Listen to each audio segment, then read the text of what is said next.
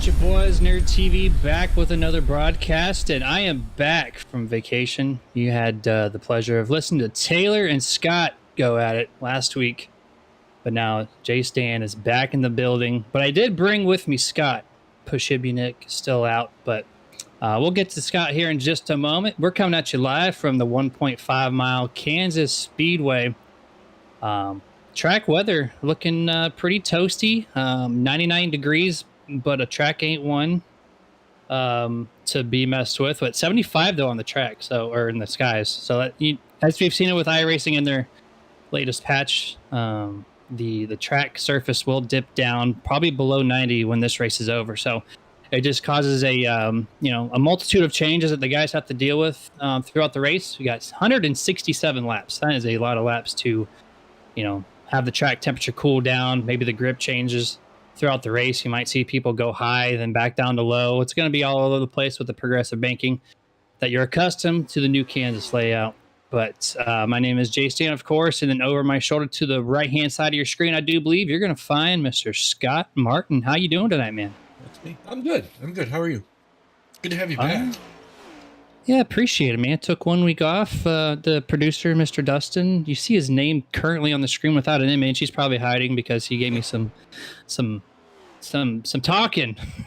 Well, I mean, you take a week off, and then everybody who watches gets stuck with me for 2. It's really not fair to the audience. So, you should really think about other people next time, Jay.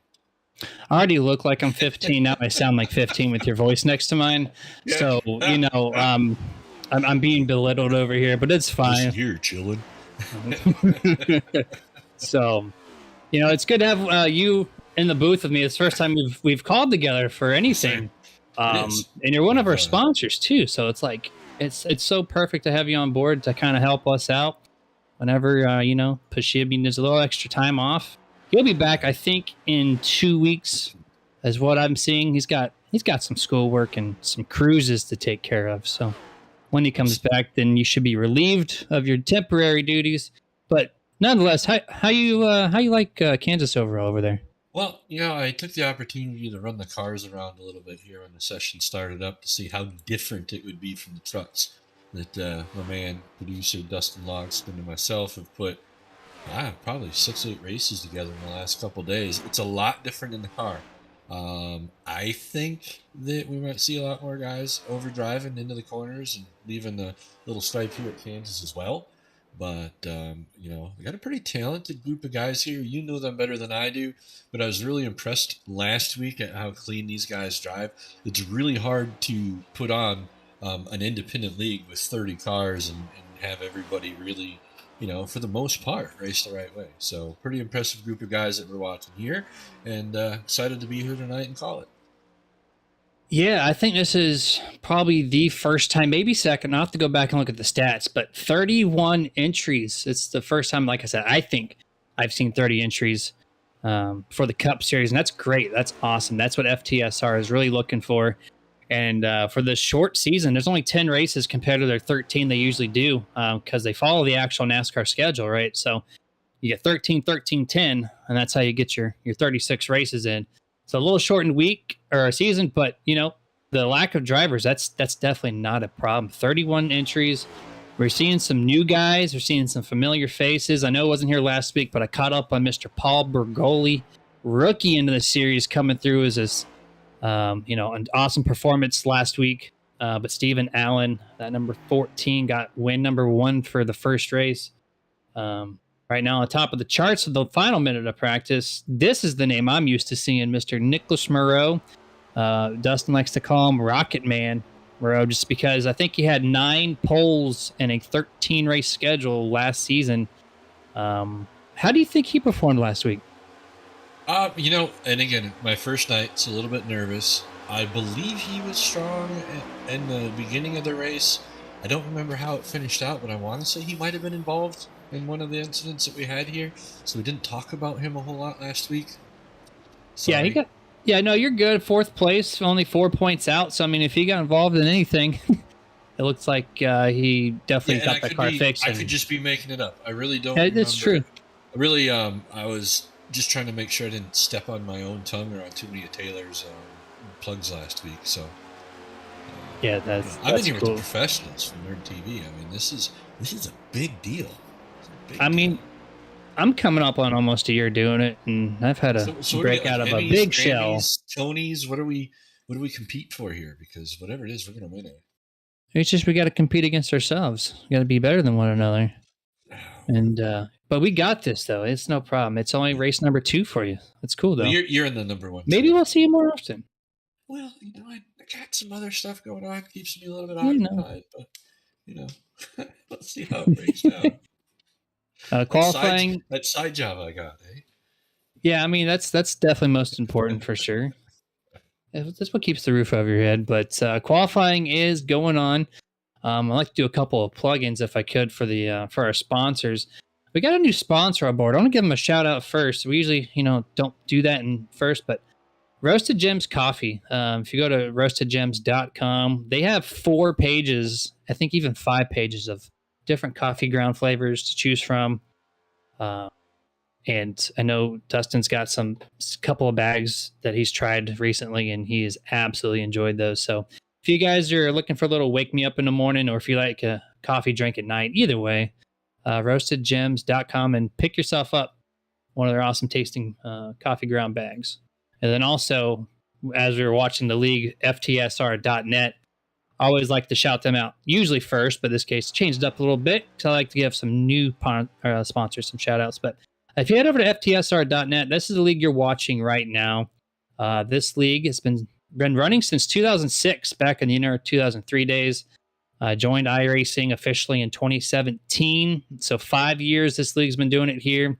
And the admins have been the same for the most part. With ever evolving changes throughout the sim world, these guys have just stuck true to their rule book, stuck true to how they do things, and it's working, or else you wouldn't have 31 drivers showing up for your cup race. So if you're looking to be part of the action on either the trucks, the cup, or the 1987 throwbacks on Thursdays, head over to FTSR.net and get yourself registered. It's a cool system with the iRacer Hub. Basically, you buy your charter. You can be a team owner. You physically purchase a car. It's like $5. It's real cheap. It's just for fun mainly. You buy the car, and then you can sign drivers to a contract from 0 to 100% of the earnings that go to them. So you kind of negotiate who's on your team. So it's kind of a fun little thing. Not many leagues do this. I don't think, if not ever, at least in my knowledge. But either way, like I said, FTSR.net. Please get yourself registered. And we're about halfway through qualifying here. I'm not sure who you're watching there, Scott, but these guys are looking kind of loose. Well, Say hi to Sue. I have my wife in the background at the moment, and then I was just looking through the names list. I really want to see the 42 set down like a hot lap so I can say he's Milla killing it. I want to say that tonight. I think that's going to be fun. My wife's out of the room now. She said hello, by the way. She's on her way out. I was more watching you and watching the behind-the-scenes stuff here at the broadcast than so much what was going on the racetrack. But I see. How do you see that? Is it Baccoon? How do you say their name? The brothers? So there's a different persuasion here as far as where they're from. There's a lot of people, at least on Wednesdays for sure, like the Vachons. They're over there on in the France area, over in Europe. So. All right. They got some different ethnicities here to kind of make this place a little more diverse. Apparently, multiple countries race over here at FTSR.net. But yeah, Nicholas Moreau P1 so far with a 10th faster than second place of his teammate Jonathan Vachon and then Matthew Vachon. So right now, Moreau Motorsports 1, 2, 3 for the final minute or so left in qualifying. I noticed the 42 Stephen Lou Allen, or 24 Stephen Lou Allen. He's registered as a 32. So if you're looking through the stats or the slide side by side bottom scroll or the tower ticker, you're going to notice Stephen's going to be in the 32, but he's actually in the 24. So not sure where that happened, but a lot of these times are stupid fast. The top 10 really within a tenth or two. So usually when I see that means it's going to be a really cool, really fun race to watch. Yeah, looking at who's ran so far, we do have a 1 second gap between the front runners and the tail end cars. And that doesn't necessarily mean that the guys at the back are capable of running that fast. It just more than likely the guys that you're seeing are in those sub-60s are running their qualifying setup, where the other guys might be trying to fine-tune their race setup a little bit. I don't ever race a qualifying set. I know that sounds funny. This week was my first time trying. I really want to know where I can push the boundaries of my race set, so I always qualify with the race set. Yeah, people don't like to qualify, and I completely get it. I want to know where the boundaries of my car. Right, you have to push yourself to get your absolute fastest performance out of it. And qualifying is definitely a place because the pressure's on. Right, like there's no pressure in practice, but there is pressure when it comes to qualifying. Looks like they're doing their quick little race preview before they go take the green flag. That means it's our time to go over the official starting grid for the Kansas Speedway. 167 laps here, 200 some miles. So to start off on P1, the guy that I've always seen, he's getting his first pole, looks like, this season, Nicholas Moreau. P2, his teammate, Jonathan Fajon. Third place, Matthew Fajon. Fourth place is James Wallace. On to the third row, Brody Hanna starts in fifth, and Paul Bergoli starts in sixth. Brian Dublé in seventh. Chris Curtis eighth. Richie Coy, who's 17th in points, only like 20 points back, I think, roughly. He's starting in ninth. He's going to need to kind of recoup and try to get back to where we've seen him out there in the top. And then 10th place to his outside, Joshua Johnson. And Scott, who you got for 11th through 20th? Looks like we got Alex Murphy in 11th, Josh Mayu starting P12. In row 7, you got Steve Loomis right next to Stephen Allen, who is showing in the 14th today. Sherwood Williford in 15th, Ryan Hendrick in 16th. Kyle Milliken in 17th place with, sorry, tripped over my tongue there, looking at Stephen Llewellyn's last name. Didn't want to screw that up, hope I didn't. 19th place, Brian Bliss in 20th, Chad Lang. We got 20th place, Chad Lang. 21st, Stan Carnathan, I think. That's a new one to me there. We'll have to get confirmation, which, by the way, Brody is really good at clarifying names for us, so expect nothing less there. David Courier, going to be 22nd. Tony Solari, 23rd. Chris Beck, 24th. Justin Diltz, 25th. Jonathan Varanoskis, 26th. Wayne Grossi, 27th. Simon Magden, 28th. Ryan Chapman, 29th. Martin Garreau, 30th. And tonight's last driver, Alan Crowell.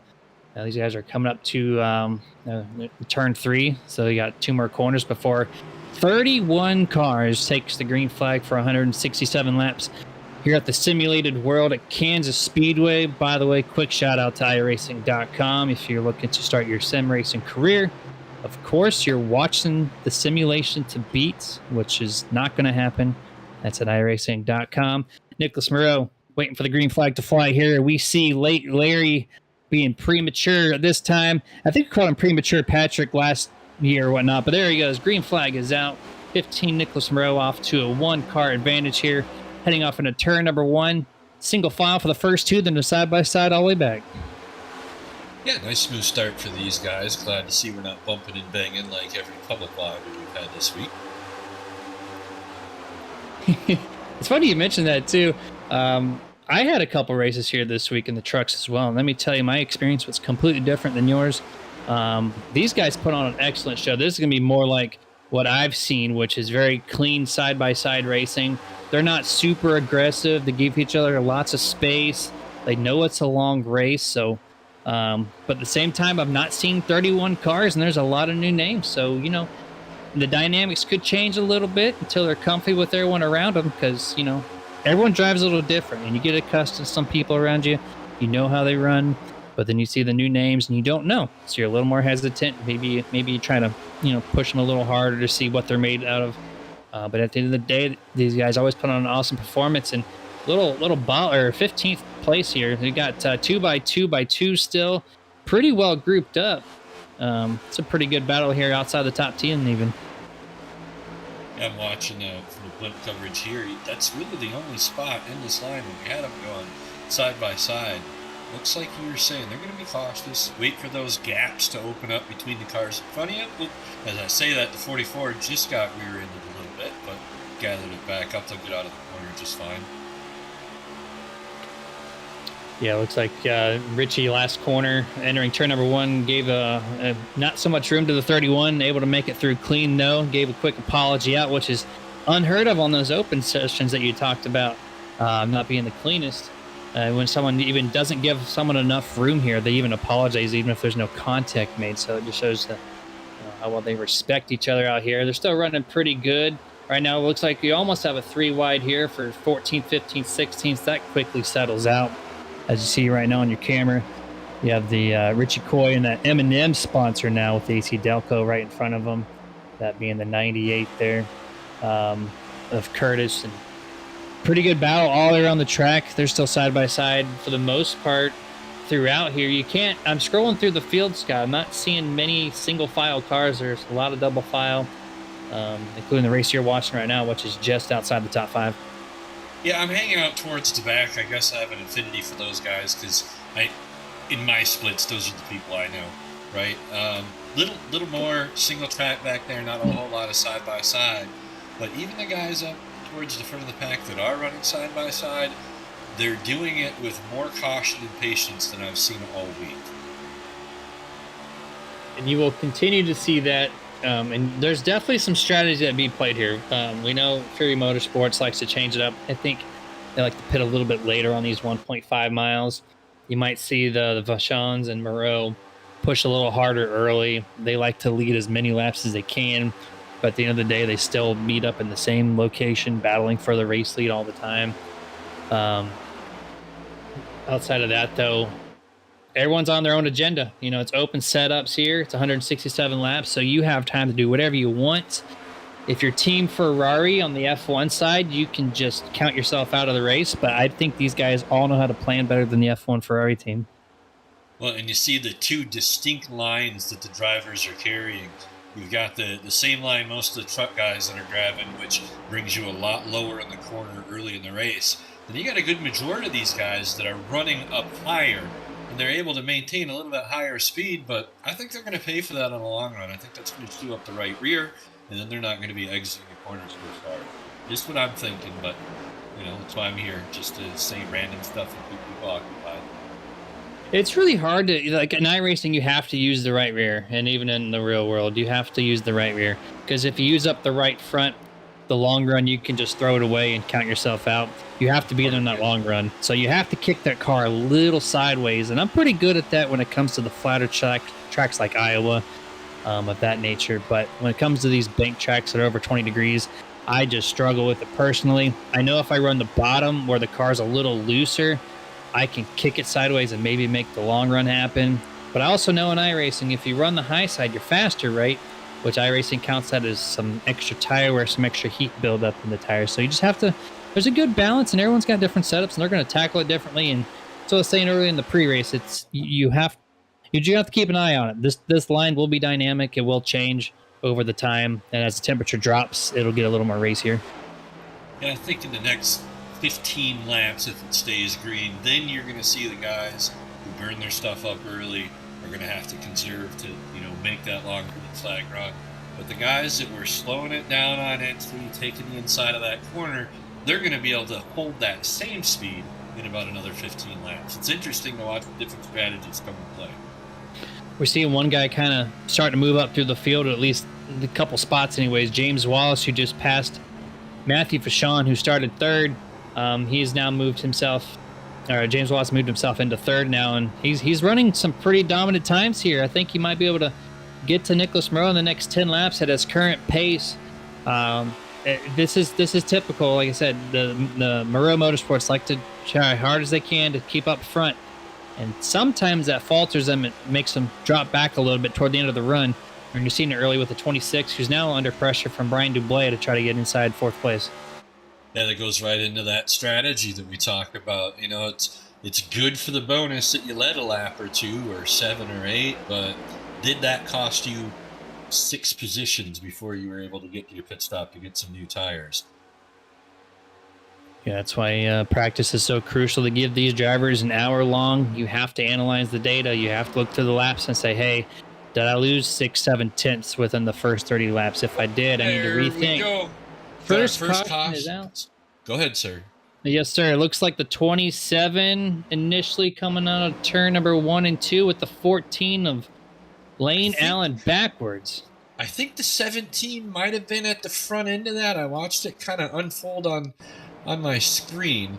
Looks like we had a little bit of early contact, and that looks like last week's race winner too, number 14. I think he got the secondary of all that contact. I don't think he was involved in the very beginning of it.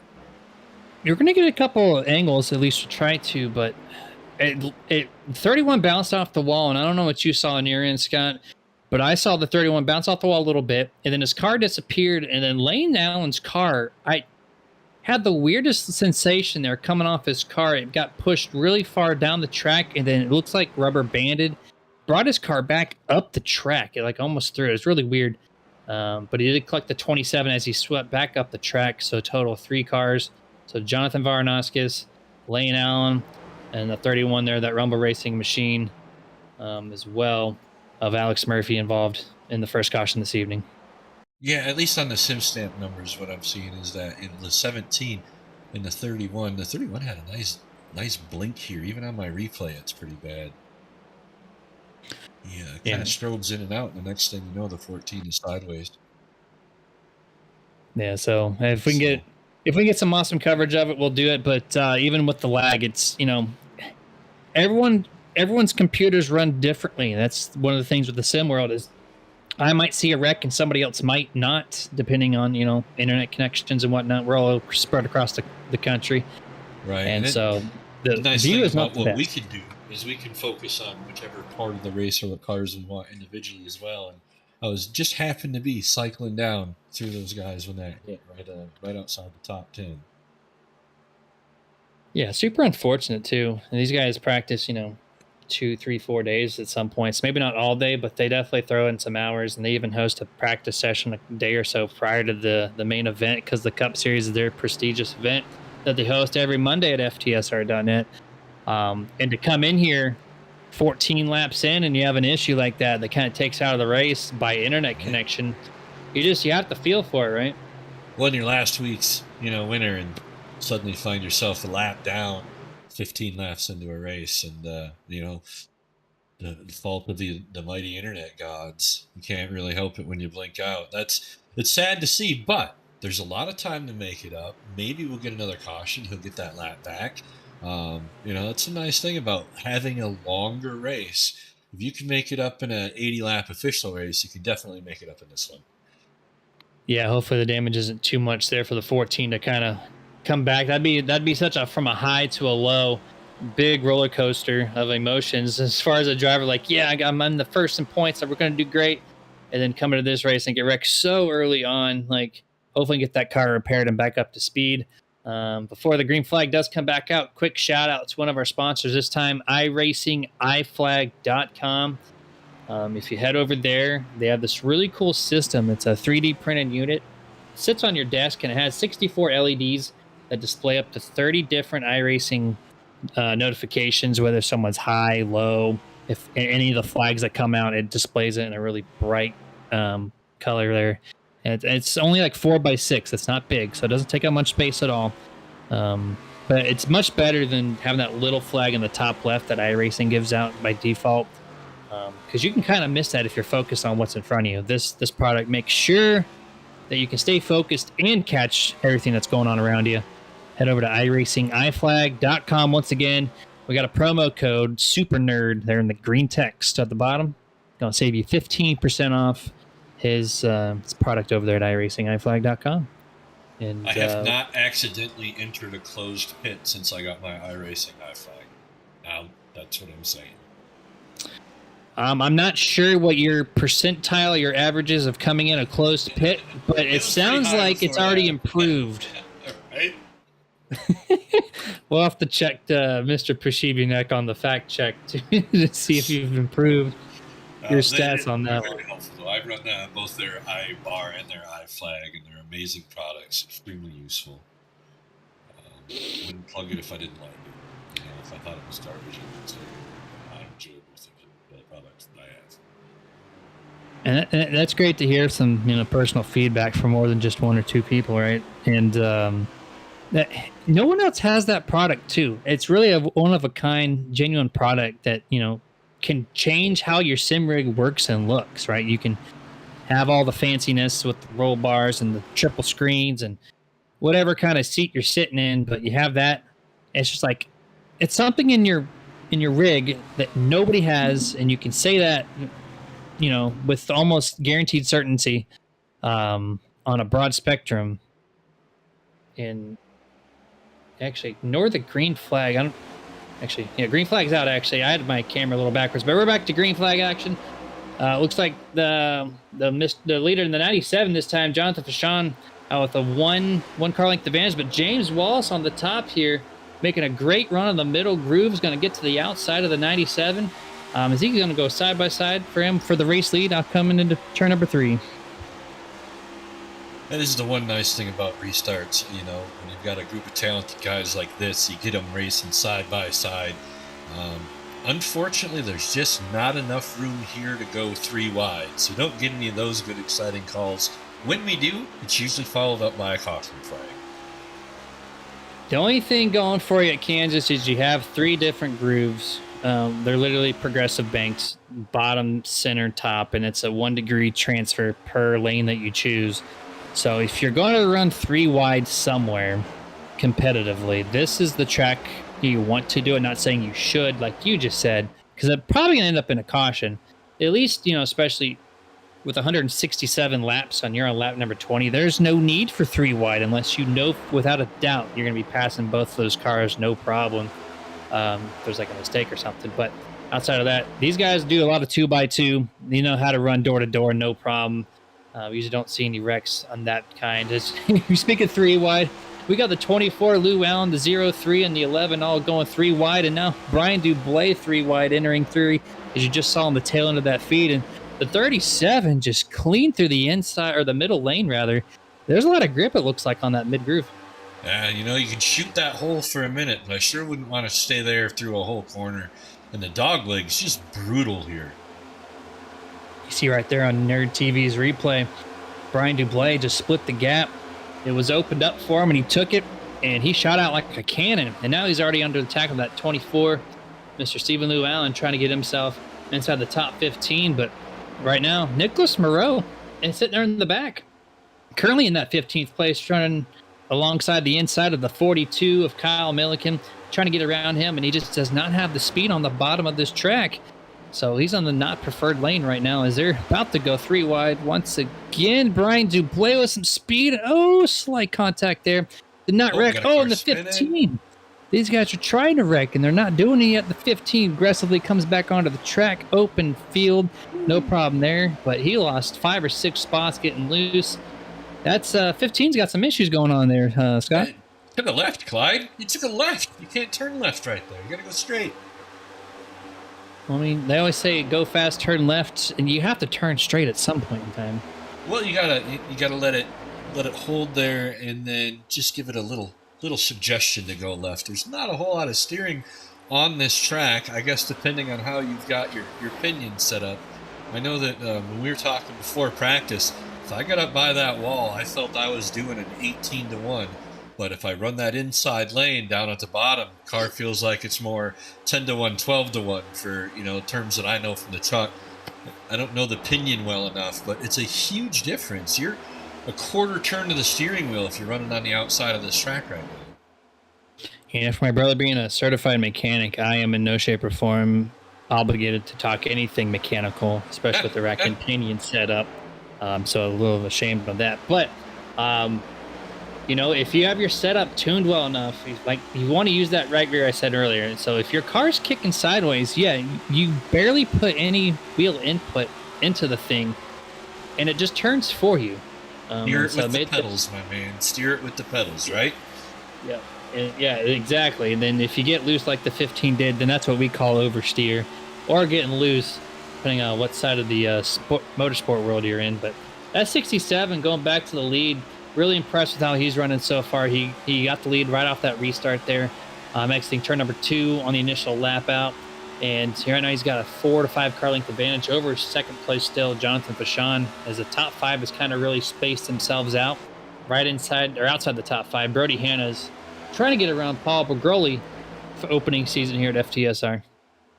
Looks like you might have a little bit of the battle shaping up for the lead. Those guys are both running very different lines. 97 is going to make up a lot of ground in that corner, but the 67 is going to carry the speed. Now we'll get back into seeing how that affects each one of their tire wears. It's really the same conversation over and over, because this track will absolutely chew up your tires if you drive it incorrectly.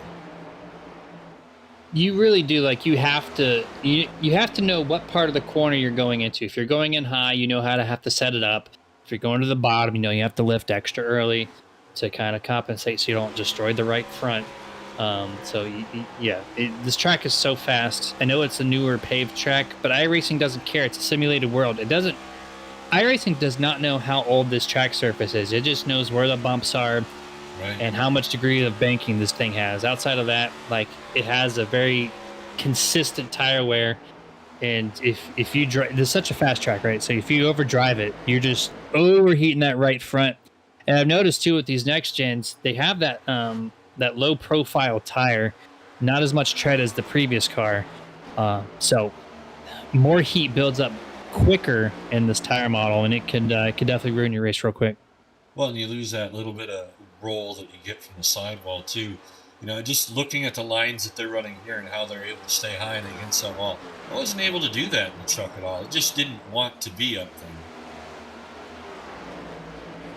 Yeah, and this race is in the middle of the day, and the truck race, I think on the iRacing schedule, isn't that nighttime? Yeah, I think it's an evening race, so it's going to handle a little bit differently, but I'm surprised to see that eye line's holding up as long as it is on these cars. I'm waiting to see when that tire wear is going to become effective. And then, not bumping like we're used to seeing in all of the open lobbies either. These guys still have clean bodies, clean aero. So pretty interesting. Changes everything. You got a bunch of guys that aren't banging into each other every couple laps. Yeah, and this race is going pretty good. Is that number 8, Paul Bergoli? I just talked about him about 5 laps ago, and he was in 5th place. Now he just took the lead from James Wallace. So mark this as your second lead change among 3 drivers, as they're only on lap number 31 now, scheduled 167. Brian Dublé, we saw him go 3 wide earlier and just, make the middle line work. That car is on a mission now, going around now 3rd place, James Wallace. So a couple new guys showing some faces saying, hey, look what I got here for you. Yeah, got some purple power running up front there. That's what it is. See, the purple cars are just faster. Everybody should know this. Look at them.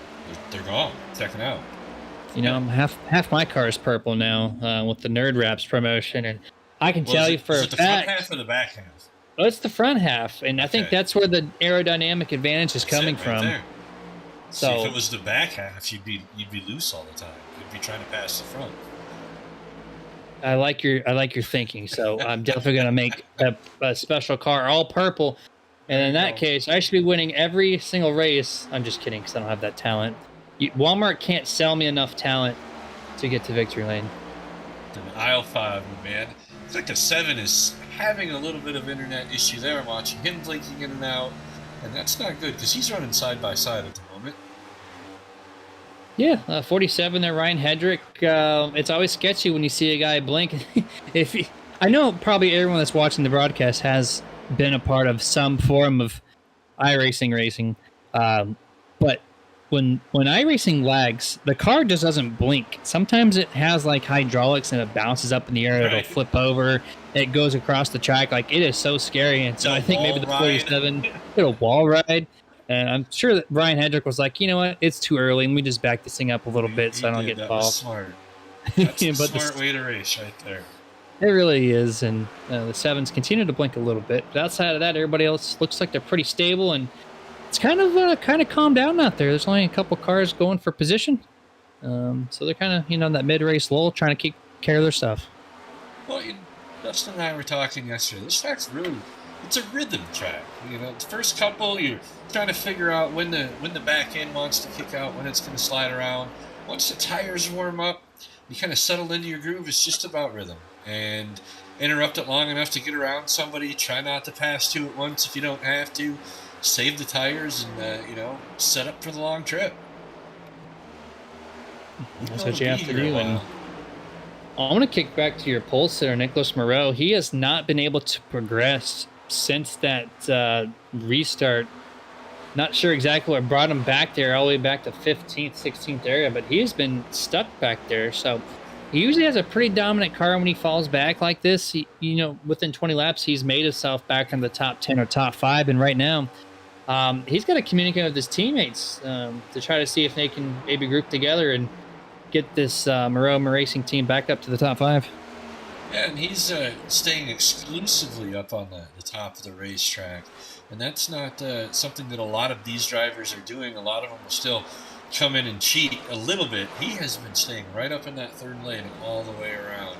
I don't know if that's something he's doing just to maybe save a little bit of gas and clutch it. Yeah, I mean, there's so many strategies, and I know you don't know, but for the people who've watched our broadcast, for the past few months, my strategy book doesn't get talked about, so it's always wrong.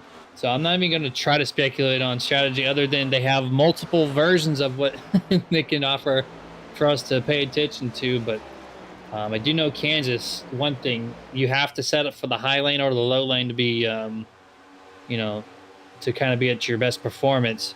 And you're seeing these guys like the 67, and he's dropped back to third. He's still stuck to the top lane, knows that's fastest.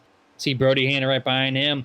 Same amount of laps on the tires. He's running the bottom of the track. So it's just, you got to set your car up for a particular lane and got to stick to the game plan.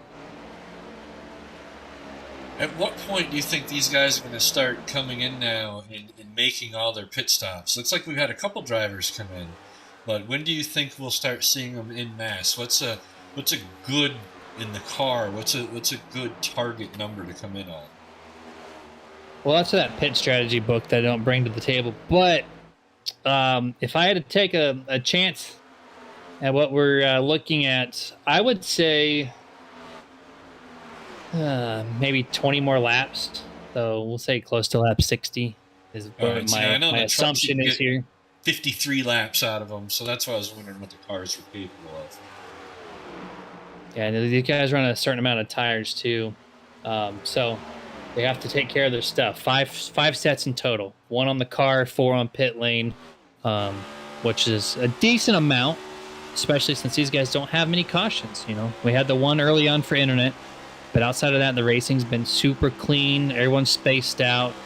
When they do race side by side, there's hardly any contact. So I think tires not going to be an issue to anybody. So it gives them a little breathing room to say, hey, I can do this and get away with it type situation. But yeah, I think pit stops, my guess is going to be right around lap 57 to 60. Watching to see if the cars in that lower line are gaining the advantage yet. It looks like it's going to start to come in, but we would have already seen it in any other class of cars. So it doesn't look to be as tremendous here with this car as it is in the C-Class. Yeah, the C-Class has definitely been a little more competitive, I would say, as far as the open world is concerned. But these guys, don't count them out. Even though they're spaced out now, I will guarantee you there's going to be some form of battle inside the top 5-4 position. No questions asked. Those two very distinct, different driving lines right there. And that top line is going to give you a little bit better speed, but the bottom line is going to save your tire. If you have that high entry, come down, kiss the middle of the apex and let it slide back out. I'm going to go to the YouTube chat. Not many times I can call myself correct, but we got the Stig, J96. He's in the chat saying, sounds about right. Sir Josh told me the pit window is around 55, 60 laps. So that is almost exactly spot on. And I will take full credit, pat myself on the back for this one because I don't get many opportunities to do that. So appreciate you, Stig, for validating my assumption. That guy should honestly be in my seat. He probably knows a lot more about this stuff than I do.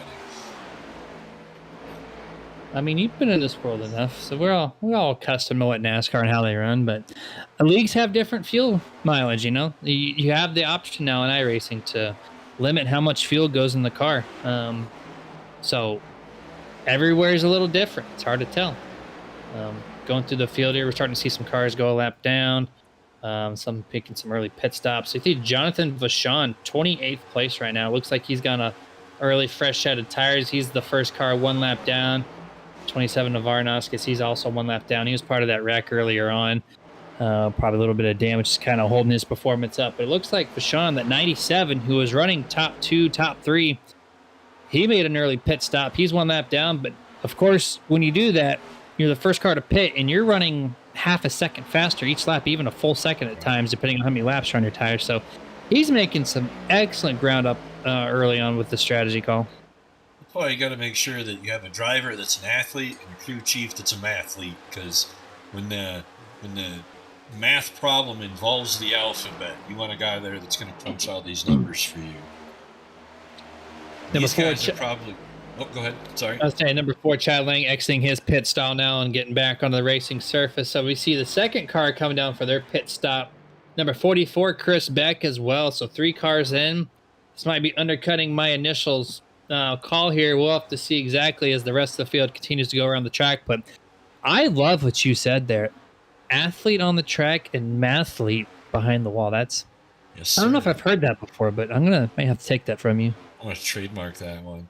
Well, what I'm thinking here is, you're going to gain a half a second right now if you come out with fresh tires, versus how much are you gaining or losing if you stay out for how many laps. And these guys are up there, doing the complex math and telling their driver, hey, I want you in at 46 if it stays green. We'll have to make X amount of stops to get out of here. If it stays that way, we'll be good to go. Of course, if you only got to stop twice, everybody else has to stop 3 times, probably going to win the race. Yeah. Quick mention here. Looks like Chad Lane came back down for another unscheduled stop. I think it's a pit road hold for speeding. He did enter 11 miles an hour faster coming down to pit road. So Chad Lane currently serving a hold penalty in his pit stall. But as they continue on around the track, we're going to cut to a quick picture-in-picture commercial break. We'll be back with you after a few short messages.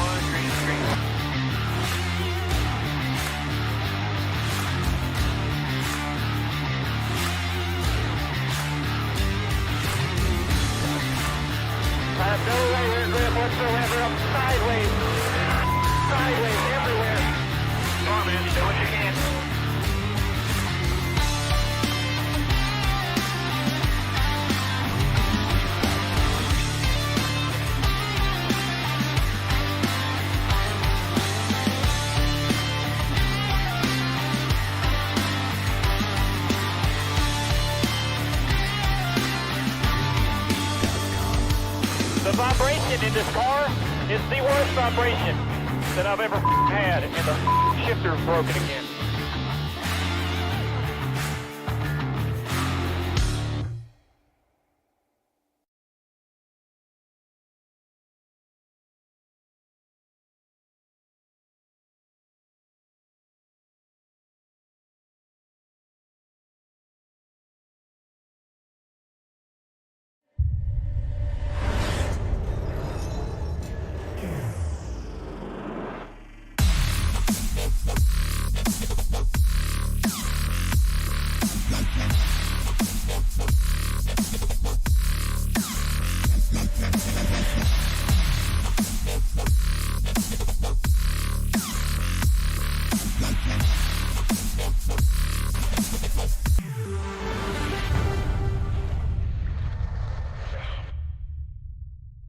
Are you ready to chase the moonlight?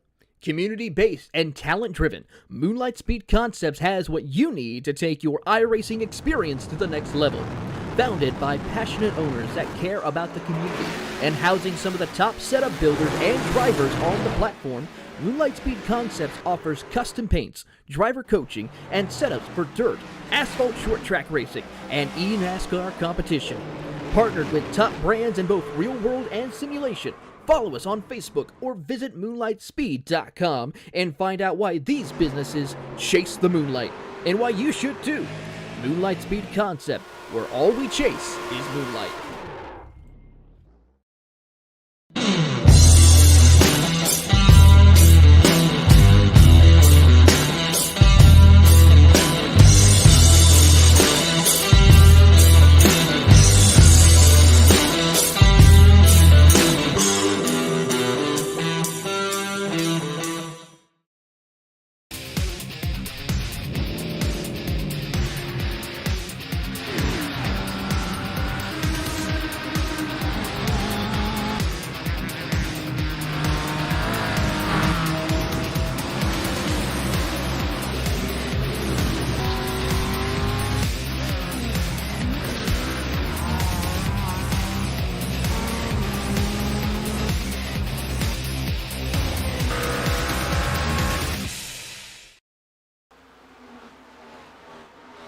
All right, back to full screen coverage here for the Full Throttle Sim Racing race at the simulated Kansas Speedway on iRacing, of course. Currently on lap number 57 of scheduled 167. We see the number 24, Stephen Llewellyn on pit road, 23, Brody Hanna also on pit road. So we're seeing a couple more of those green flag pit stops right inside that window. That was confirmed by the Stig there on YouTube. So expect everyone else to start coming down as well to take advantage of those tires. As I would say pit stops are basically underway. Yeah, I've been keeping an eye on Jonathan Schoen in the 97 there, and he was running about a second faster than the leaders when he came out after his pit stop. Remember, he was one of the first ones to go in, and it looks like that strategy paid off for him. He was able to make up quite a bit of time. And now they're going to come out, while they're going to be faster than they were when they went in, they're not going to be a second faster than what Jonathan's running right now. So that's why you need the mathlete, my friend. That's exactly true. The 19 exiting his pit stall, Mr. Richie Coy, see if he can rebound from last week. We see the 57, Joshua Johnson, the 47, Ryan Hedrick. Those guys are also down pit road. But yeah, the 97 make a bold call to come down early, 1 second faster than everybody else, as you mentioned. That was probably for what, 15 20 laps at most. And then now that's only 20 laps, right? Now these guys are going to be running about half a second faster than him for the next 30 or 40 laps, so it kind of balances out. Then let's see who makes the right call here. But it looks like the majority of the field is going to be right around this 55 to 60 lap period. Oh, 26 for Sean around entering his pit lane attempt here as the 18 Brian Bliss goes around him as he's getting his car corrected now. But that's huge for Mr. Vachon there in that 26. He's just now getting it straight. That's going to cost him a lot of valuable time, almost a full lap there, Scott. Yeah, this is the one really deceptive thing about this track is it looks like you can come in late into that pit entry, but as soon as you hit that flat apron and you're carrying 70, 80 miles an hour, that back end just wants to whip right around on you. Pretty dangerous place to be. They don't have a lot of runway before you actually get past the timing marks on pit lane. Tough to make it up right there. Nicholas Moreau coming down for his scheduled pit stop right now as well. And yeah, these next gen cars, they have no suspension essentially. It's a lot stiffer than any other car NASCAR has ran. And that banking transition that you just talked about to the apron, they feel it way more in the seat. And the car does not have, or has less forgiveness to kind of accommodate for it. You see Kyle Milliken as well on pit road in that 42, getting service to his crew and a couple other guys as well. As they're slowly cycling through, we got a couple more guys coming down pit road as well. Looks like, 50 of Martin Garreau and Simon Magden in the 46. Almost made some contact. It looks like Simon's probably going to get a black flag for speeding as he's about 20 miles an hour almost crossing that yellow line. all but guaranteed to get a penalty on that one. But so it looks like Kansas playing a little bit of hard luck for some of these guys in their pit road. Yeah, you can't win a whole lot of races in pit row, but you can lose every one of them. All it takes is one mistake. That speeding penalty is brutal. Hard to make up when you're running in a green flag race. You're not going to be able to fight for that lucky dog. It's just, especially a third of the way in. It's hard to get back in that car and battle, but that's exactly what he's got to do now. Yeah, that was a lot of time. So he's going to basically need a caution to assist him back to where he needs to be or wants to be. And Simon did get the black flag in the 46. He did get the black flag. Yeah, he came in with such a head of steam, locked it up, almost ran to the back of the 50 car of Martin Garreau. Thankfully, he actually didn't get hit because I'm sure he was staring at that mirror going, oh, man, here we go. But thankfully, no contact was made, and he's back on the track doing his thing now. Yeah, it looks like they just gave him a hold. He's back and moving. So he's going to come in here. The one nice thing about this track, the blend line makes it easy for both the drivers coming out and the drivers already on the track.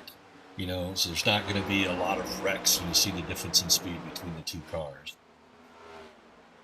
Yeah, this is very true. It makes things a lot less complicated, especially at Kansas. There's a lot of room to shift out of pit road from, so shouldn't see any issues of that. No Kevin LePage at Talladega. That's definitely for certain. I think it's fair at this point to almost call Talladega a super speedway. Or Talladega, sorry, but Kansas a super speedway. It's a bit like Talladega and Daytona, but like miniaturized. I mean, if you're looking at Atlanta's like, hey, what about me, Yeah, fair enough. But these guys carry a lot of speed, too. They do, and you don't see that a lot on a mile-and-a-half track. And I think that's where guys get confused a lot when they race here, and why we see all the contact is Talladega, you can go 4 wide. Where Daytona, they compress that a little bit, 3 wide, 4 wide maybe on the stretch. Here, we talked earlier, it's a lot more side-by-side racing and maybe a little bit of 3 wide, but I haven't seen 3 wide work out well through the tri-oval or the dogleg here yet. It's a really different track. It's like a miniaturized Daytona. Yeah, 3-wide doesn't really play out well for a lot of people, unless you're the 37 to Dublé earlier on. But yeah, it's you definitely want to get the draft as when you can, and they carry a lot of speed in these corners, and that's one of the good things about a new track or newer surface, anyways, is the smoothness that it offers. You can have more confidence throwing your car into the corner, knowing it's going to stick, because you don't have to worry about a bump, upset the car, especially in these next gens, how stiff they are. As they're seeing like some final pit stops roll through, the 11, Tony Solari, he's exiting pit road now for his scheduled green flag stop. Now rolling through the apron transition in 1 and 2. But a lot of these other guys have already made their pit stops, and a little bit of racy here. Looks like back in 13th or so, a lot of guys are 1 lap down waiting for the final top 5 to make their stops. Got the 33, 82, and the 12 coming up now on another car as well. Looks like the 54. So a little bit of action going on outside the top 10 right now. And that 97, kind of keeping a loose eye on him. He's worked his way all the way back up into the top 5. 5th place currently. Looks like he's running about just sub 33 second laps right now. Wonder if he's saving a little bit. He was running quite a bit faster earlier, but he was running it pretty hard. Yeah, 97. That's that guy who pitted 30 laps ago. Those tires are not the freshest. And you see the 67. First time we've really seen him on the bottom of the track.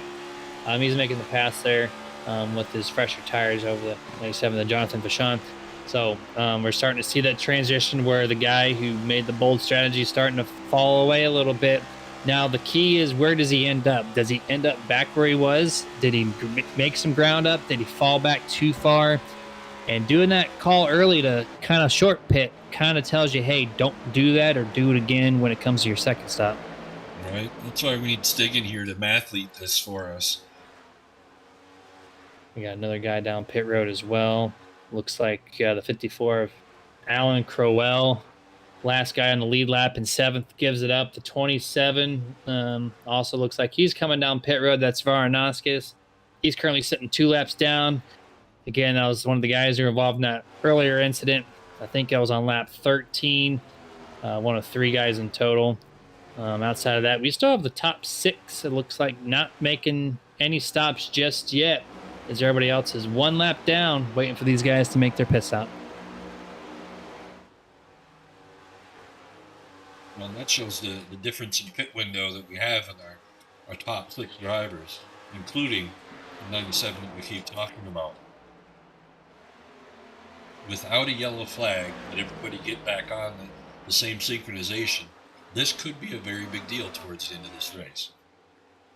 Yeah, I knew there was going to be a difference in pit strategy, but I didn't think it was going to be this much. There's guys spreading this out 30, 40 laps different from one another. So it's all over the map. So when it comes, if they go green flag all the way through to the next set of green flag stops, it's going to be so scattered. It's going to be hard to keep up with who's doing what at that point.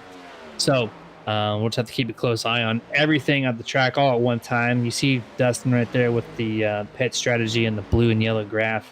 You can see Wallace, much different than Loomis, Dublé, and Bergoli, who's currently running up there in 1st, 2nd, and 3rd place.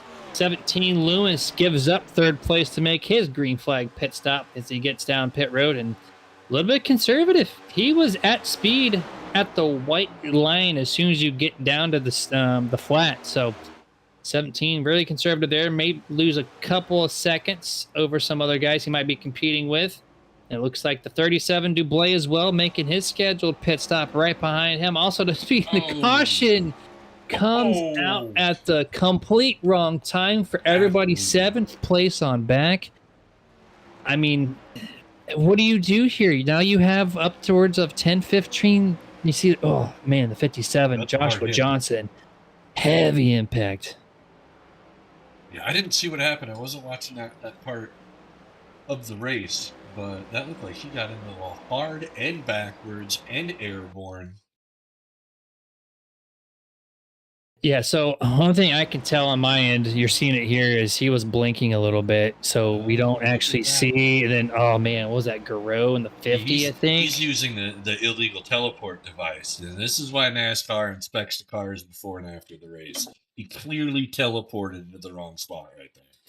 Yeah, so Martin Garreau just used some matter shifting technology to drive right through the door panel of the 57. You're going to see super slow-mo here. And, well, hello and goodbye. And there's not a scratch on his car. So thanks to the virtual world once again for that. But this is huge. Great for a Turtle Wax commercial. Protects as it shines. You're not wrong there, sir. This is huge, though. This just shakes up everything. These guys, even in 10th, 12th place, like they're 15, 20 laps on a set of tires, and they're 1 lap down. What do you do? How do you fix this? Pit road is open right now. The leaders are coming down. The 67 gives up the spot. He's the first one with the 23 and the 97, who's on the oldest set of tires. He's making his pit stop. Of course, the number 8, the only guy who had not pitted before the caution, Mr. Paul Bergoli. He's getting the service to his crew, and it looks like a lot of people are opting for that wave around. But that's probably the better call to get yourself back on the lead lap. But at the same time, not your 15 lap older tires, and it's going to be tough. It's going to be tough for them to compete inside the top 5, top 10 because the tires they're just not there. They're not going to be able to compete with the 8, the 97, the 67. No, but it would be nice to have them restarting from the tail end of all the cars.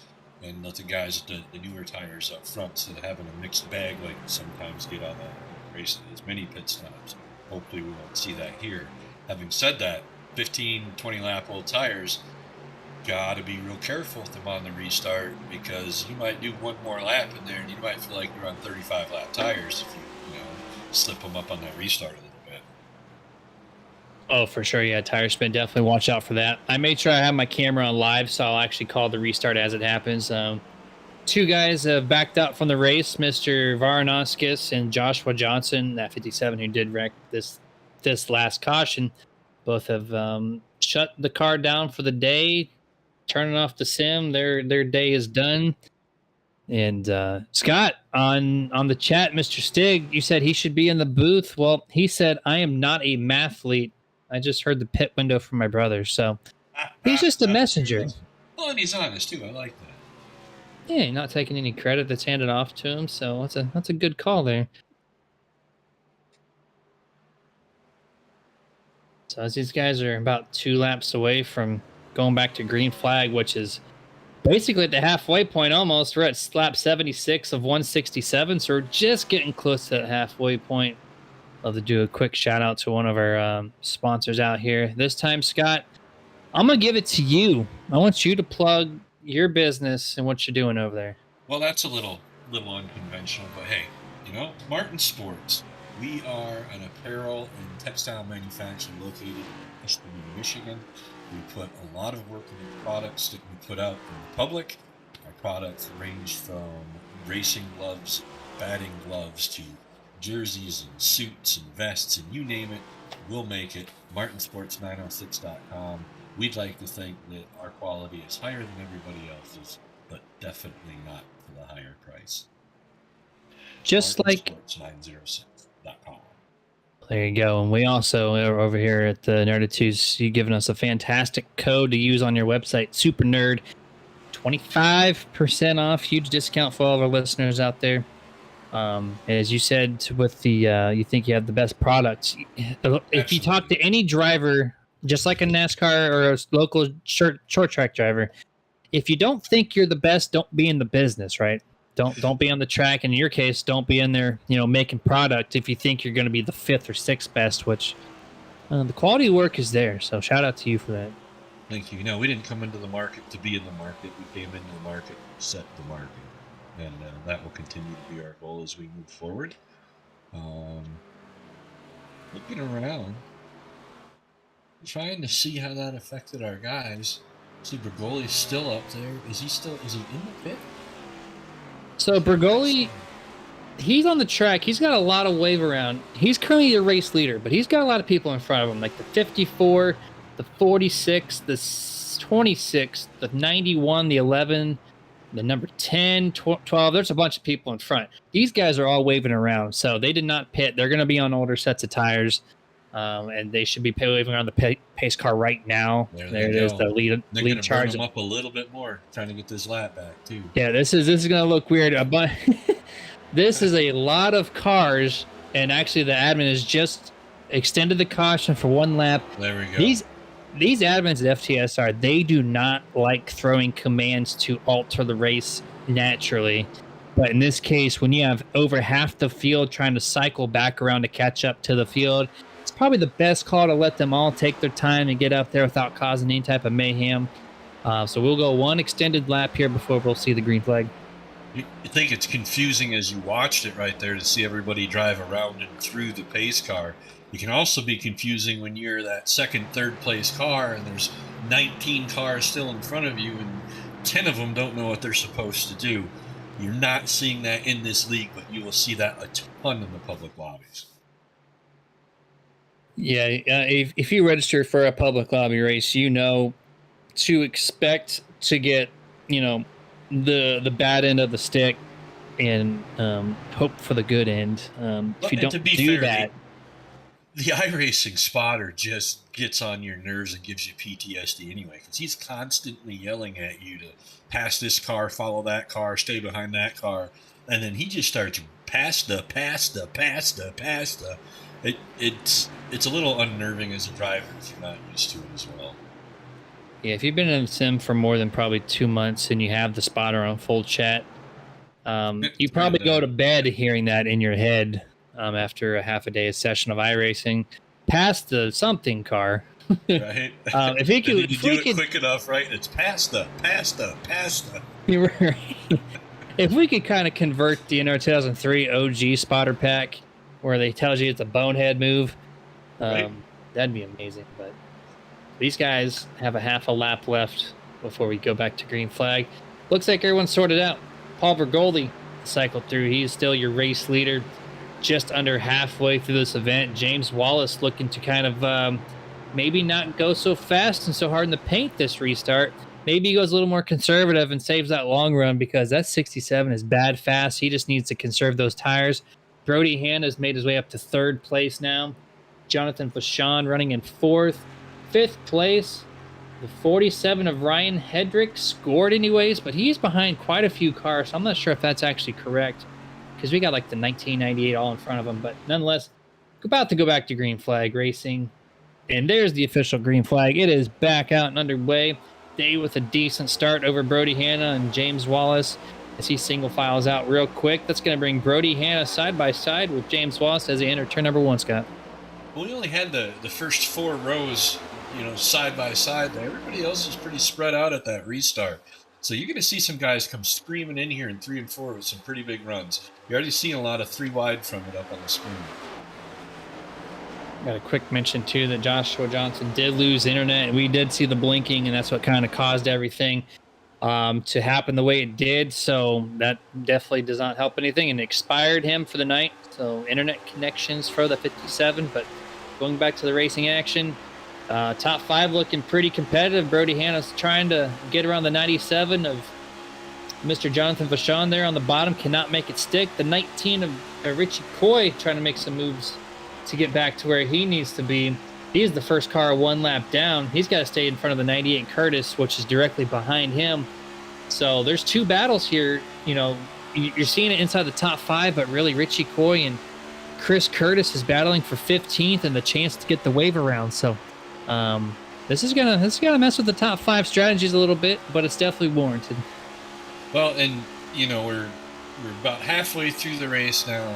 You're a lap down. The bigger race is to get back on the lead lap if you're the 1 through 4 drivers the first lap down. So you're already racing final lap almost every lap, while the leaders are up there conserving their tires, conserving their gas. You got a lot of work to do if you're a lap down at this stage today. It's been a lot of green flag racing. A lot of green flag, and that's usually what you see over at FTSR.net here. And a couple guys making some moves. We just saw on camera the 67. He's going hard in the paint early again. Let's see if that pays off for him a little better this time around. We're on board right now with Richie Coy and that M&M's Ford Mustang getting around turns 3 and 4 here. He is that the guy, the first car 1 lap down. I know in his head he is praying for some kind of caution as we're just now at the halfway point of this event. And that 98 Chris Curtis is not letting up, though. He really wants to take advantage of this traffic that these guys are fighting.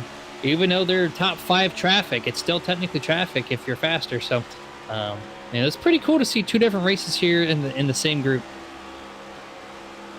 Yeah, watching it on the overhead, you got a little bit of side-by-side 3 wide going in the corner behind them, 12 with just a little bit of contact. But it has been a pretty calm race. I'm looking for a little more rubbing his racing, but iRacing really likes to screw that up on everybody too. So unless you're a part of, supposed to say that, sorry, but what I will say, and hopefully someone important is listening, is that identity crisis this week. I don't know if you participated in that, but they had this the Pro 2 trucks on asphalt road courses. Especially at Watkins Glen, that race was the most fun I've had probably all year long. So much fun, and that needs to be an official series, if not any league that's out there listening, or FTSR even. Like, think about it. It's definitely a lot of fun, but racing has definitely calmed down a little bit other than what we got on the screen here. We've seen the 18 Brian Bliss under attack here by a couple guys. A little bit of a freight train there on the top side with the 47 leading the way on the bottom. Passing him is the 46 on the bottom. That is not for position. That is Simon Magden passing him. A little bit fresher tires here as he goes around the 26 as well. Opens the door for the 17. He swoops by both the 47 and the 26. As these guys have different sets of tires. Like I said, the wave around cars got their lap back, but they're on 15 lap older tires. So huge difference amount of strategy going on right now. Yeah, it looks like the 8th, 9th place cars, they're all dealing with some traffic back there. You got a big mix. You go from cars in 9th place to car in 19th place to a car in 10th place to a car in 25th place. I mean, we're seeing a little bit of a jumble from the way that last restart happened. I don't think iRace quite had it sorted out by the time the green flag dropped. Yeah, it was kind of weird to see some lap cars ahead of some lead lap cars, and that's what I was kind of mentioning with the guys that were, behind some other people. I forget who all was in front, but there was like 5 cars in between, a fourth place car and a fifth place car. So, I agree with you. I don't think everything was sorted out the way it needed to be. And I guess when you have half the field doing a wave around, I guess there's only so much coding that can go around before you get bundled up. But 98 looking to pass Richie Coy here on the exit of turn number 2, and Richie gets checked up a little bit by his teammate 23, Brody Hannah. That's going to allow Chris Curtis to take over the top position for this lucky dog transfer if there is a caution. Right now, Chris Curtis in the 98 is in position to take advantage of it. We got a pretty good battle going up around 10th place, too. We got a bunch of cars all trying to fight to stay on that lead lap. Like I said, you definitely don't want to fall off of it. We've only got 14 cars on that lead lap. They're getting mixed in with some of these lap guys that are doing everything they can to get back around. That's a tough part, because if you're the lap car right now, you know you're not going to get around everybody and come back around, but you also can't continue to give up track position.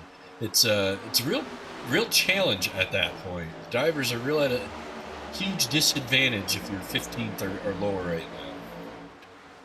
Yeah, that caution it messed up so many different people than what they were planning to do for the race. Half the field is 1 lap down or more, and that is no fault to their own. They just, they made their pit stops. They did everything correct. And then one caution, after 99% of the field pits, and it changed up so many different things of what could happen. I know it's, the 67, the 97, the 823, they're all super excited about it because that's a lot less people they have to worry about for position. But outside of that, those guys are really tracking them down, trying to get everything they can out of their cars to get back on the lead lap so they can have another chance. It's not over. We still have like 70 laps left, 75, I think, in total. So still plenty of time. But they are definitely on a mission to try to advance back to the lead lap. Yeah, if I'm in the top 5 right now, it's cruise control. I'll be that 5th place car. Want to make sure I can see the guys in front of me, stay within a second of them. Don't want to lose that little bit of draft. But other than that, if we're smart, we stay single file and just zip, it's going to be real hard to beat the top-end cars. Yeah, we've already kind of seen who's setting that precedent right now. The 67 James Wallace, he's been up there the whole time. 97 Vachon, super fast car. 8 Paul Bergoldi, the rookie in this series, just putting on some excellent performance, halfway through the second race of the season with Brody Hannah behind him in 4th. Custom seeing him running up in the top 5 late in the running. Dublé has some excellent speed. Last season in Season B, he was, I'd not say hit or miss, but he was more mid to upper field. But seeing him right now consistently in the top 5, making some ground. Shout out to Brian Dublé over there in that 37 for putting on some good speed overall here at Kansas. As you're talking about him, making a nice move to get around the 98 right there. He's carrying good speed into the corners. Looks like he's backing it up just a little bit early to cut down and touch that apex. Looks like he's got a pretty quick race car right now. It really does, and it's on the bottom too. I noticed in the entry, usually people back that up more so, but he's able to carry so much speed through the entry, even through the middle of the corner. Of course, you struggle on exit because there's less banking into the top. That's just natural of the track. But he's able to hold on to the 98 right now, even though that's not for position. He's trying to get around him to, advance his overall pace a little bit faster. Yeah, you can't afford to get tied up too long with a lap car like that. You understand each position, but you have to think as the P5 car, I'm going to carry a better rhythm if I can just get around this guy, Once he gets him clear, which I think we'll see coming out of this corner, you'll see his lap times will pick up by 2/10, 3/10. You really don't want to get wrapped up with that battle for too long. Well, he just cleared him, so we'll see that. And that's a great point, too. Yeah, that's not for position, and you're still losing tire wear battling somebody. So if you're running outside of the natural racing line, you're technically using more tire up. You don't want to see it. But going back to Paul Bergoldi, you see him on the screen right now as they enter turn number 1, passing the 97 here. So it looks like he's going to maybe advance if he can clear off turn number 2, and he holds it low even though he's got the space to move up, and he finally moves it up, being extra cautious there. So second place, the 8-car Paul Bergoli going after James Wallace, who's got a 1.7 second advantage now over second and third.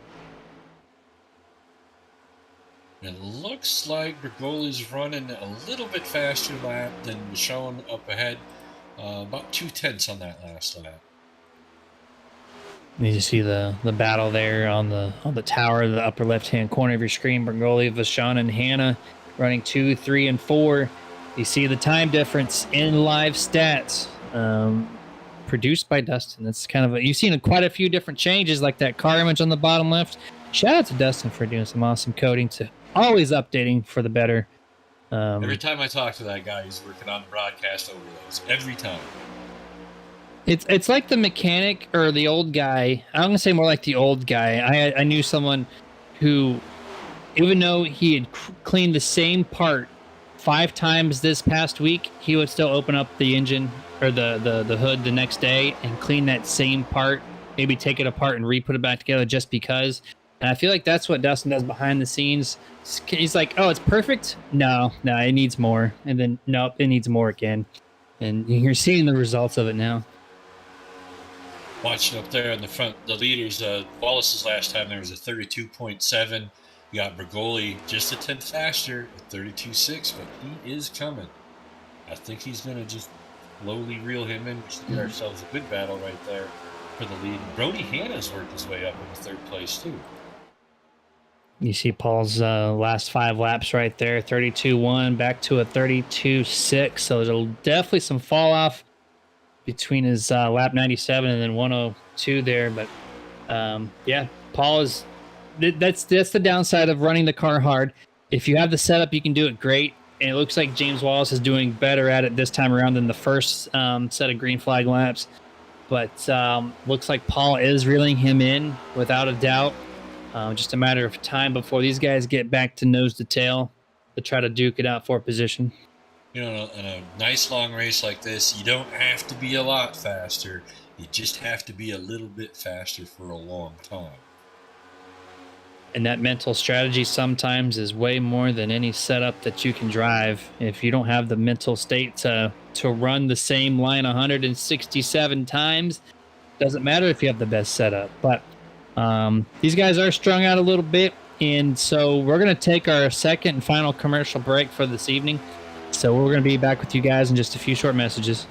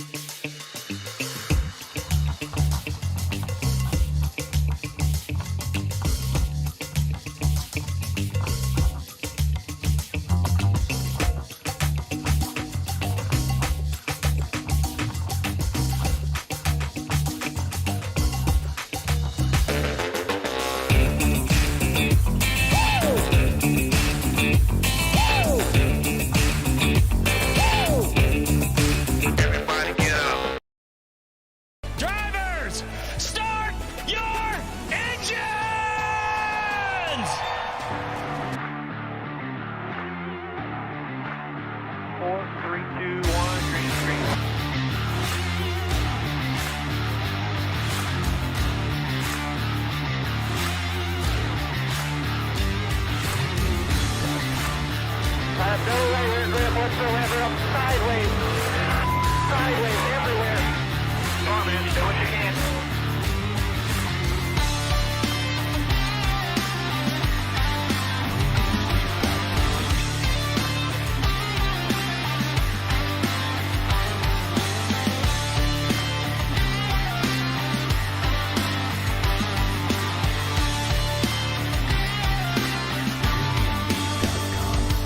The vibration in this car is the worst vibration that I've ever had, and the shifter's broken again.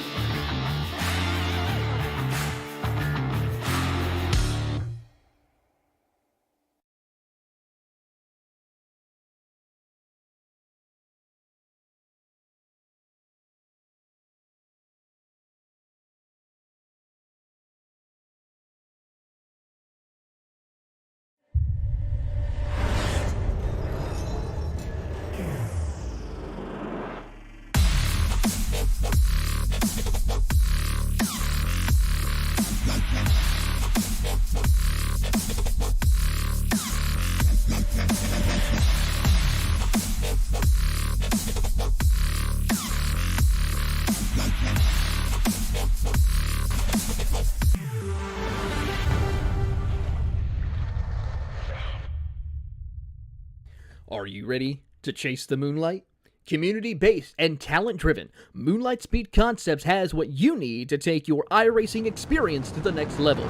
Founded by passionate owners that care about the community and housing some of the top setup builders and drivers on the platform, Moonlight Speed Concepts offers custom paints, driver coaching, and setups for dirt, asphalt short track racing, and eNASCAR competition. Partnered with top brands in both real world and simulation. Follow us on Facebook or visit moonlightspeed.com and find out why these businesses chase the moonlight and why you should too. Moonlight Speed Concept, where all we chase is moonlight.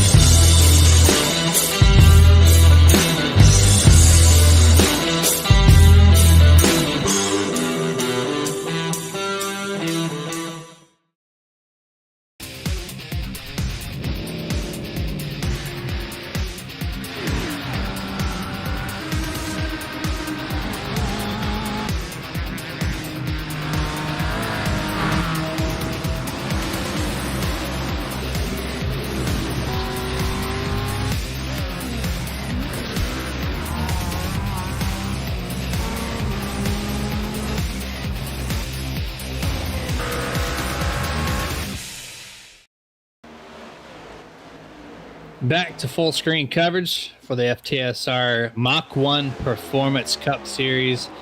We are on lap 112 of scheduled 167. During that commercial break, you saw it on the bigger image.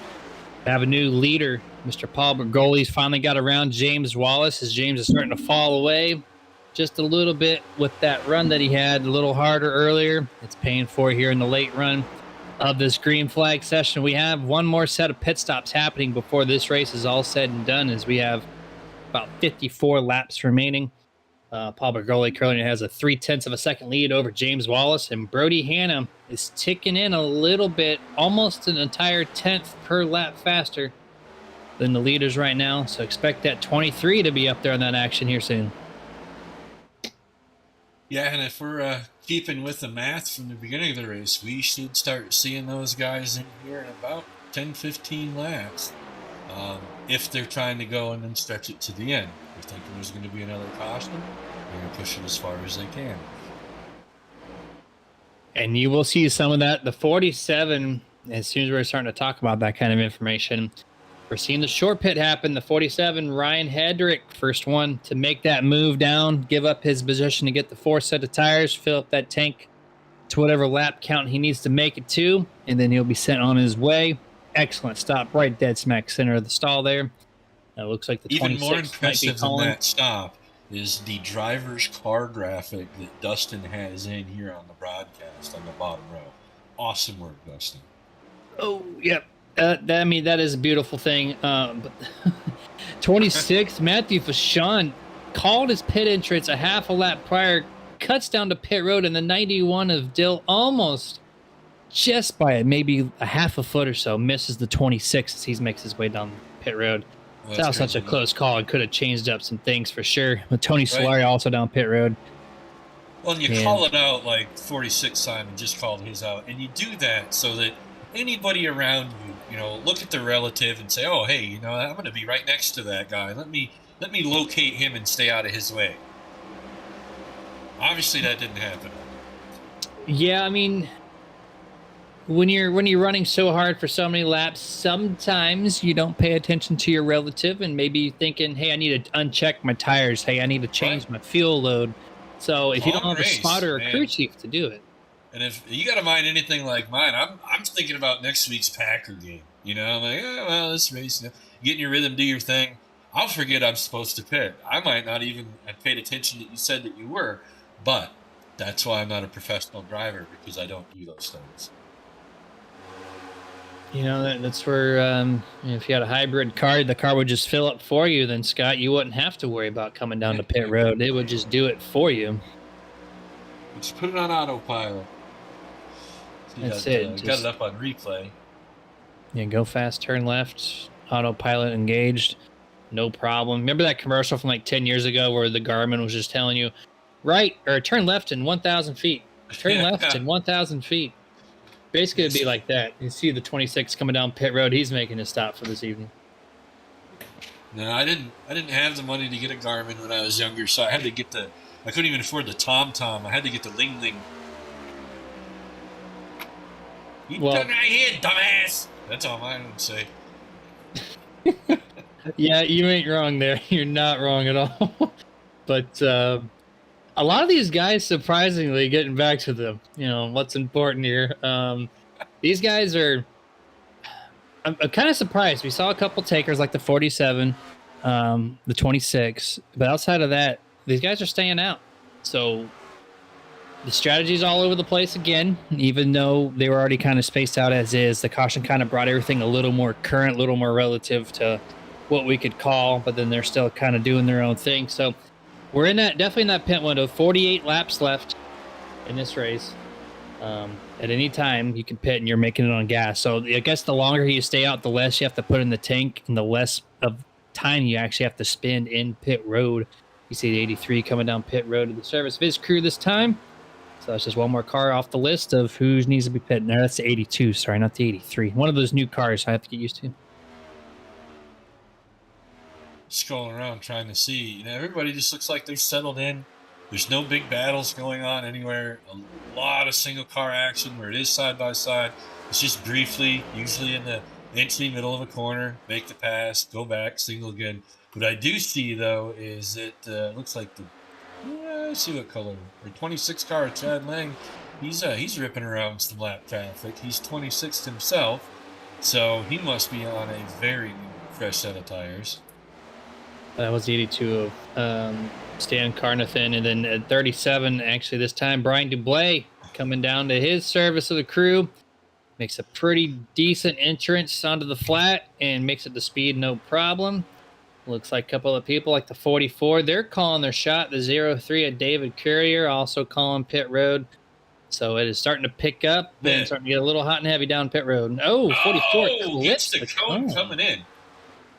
What did the yellow cone have to do with anything? He was just sitting there all race long, and the 44 sideswipes him.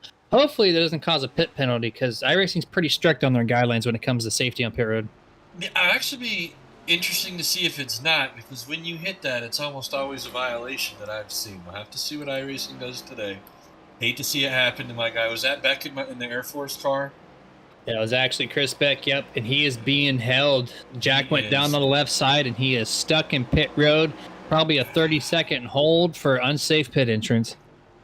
Well, in that 30 seconds, we give a shout-out to all the people who, brave enough men and women, served in the armed forces. It's always nice to see them represented here at a race, but even when they're not, we should be hopefully thinking about them and respecting the courage that they've put in to help protect our great country. It's people like that. That's why we're doing this for you guys. Able to do it anyways. 19 Richie Coy coming down pit road as well. And the 44 also has a really nice paint scheme to complement everything. So he's finally released right in front of the 19 Richie Coys. He's 3-2-1 down to this pit lane. Getting the stop there from his crew, which the 19 has not been the fastest. I'm used to seeing him up front so often. So I guess Fury Motorsports just didn't have the setup landed here, but the number 12 also coming down pit road. A couple others again calling their shots. So as we continue to cycle through these pit stops, the caution just comes out. Huge change up once again. It almost feels like every time a lot of people pit, we just get that caution. This time, the number 44, Chris Beck, spins coming out of pit road, got on the gas too hard. Tire spin, sends him to the infield, and I don't think anything else was involved. But the 44 did get loose and cause a caution. It definitely changed what happened before the 17. Steve Loomis had just called out that he was coming into pit. He was coming down, just starting to decelerate, and that yellow flag came out. He was moments away from being caught on pit row when that yellow flag came out. He was able to avoid that, though. And Chris came back on the radio and apologized to everybody. It's part of that thing. You get in that rhythm and you think you can go a little faster in the car than you can. You got those fresh, cold tires on. Late in the race, you're tired. Let your mind slip just a minute. Chris lost the back end of that car. It just makes things worse, man. You hit the pit penalty with hitting the cone. You come back down pit road again. I guess or not pit down again, but when he comes out finally, he's a little frustrated, of course, hits the gas pedal a little too hard, and the gear shift and everything just kind of, upset the rear end gear and spun the tires and sent it around. Very simple mistake. And I'm surprised iRacing threw that caution. iRacing is not usually that sensitive throwing the yellow. And he was outside of the racing surface. He was over halfway down on the apron. So really surprised that caution came out. As pit stops kind of reoccur again, we're going to do another quick shout out to our sponsors, this time on Full Throttle side with Mach-1 Performance, the official Cup Series sponsor that sponsors this Cup Series every Monday night for you guys. It's a fabrication shop started by the late Johnny Coy Jr. So if you want to see if they're in your area, head over to facebook.com/Mach-1 Performance. These guys have produced championship winners from multiple divisions like the SCCA and NASA, dirt and pavement. So if your race car needs some fabrication work, Mach-1 Performance, let them be the people that fix your car up and get you some championships for your team. Once again, facebook.com/Mach-1 Performance. Probably got 2 laps left until these guys go back to green flag action. And Scott, these guys have got to be frustrated. The guys that pit early, there's people who pit early and there's people who pit late. And 2 times now, the people that have pitted early have been bitten by a caution. And you just you have full control of yourself. You do what you got to do, and then you're still struck, a lap or 2 down. That's got to be frustrating. It is. I think the one offsetting fact to that is we are fairly late in this race. We are still going to have about 37 laps under green to go, hopefully, at the end. You hope that 7-8 laps that they're going to have on the tires up front isn't going to make a big difference, but it is. It is going to make a difference, and it's really going to change how they drive the first half of this last leg, if that makes any sense. Yeah, you're going to have about 38 laps left when you go back to green, and that 7 laps is probably equivalent to a 10th. Now, if you do a 10th times 37 laps, if they go green the rest of the way, that's quite a few seconds, and that can make or break your race. If you have the fastest car, that puts you probably back there in 10th or 12th place, more than likely. So it does make a huge difference, especially with the lap count being a little higher. If it was like 5 to go, you just full send it in the corner and try it. But with 37, you're going to be struggling a little bit.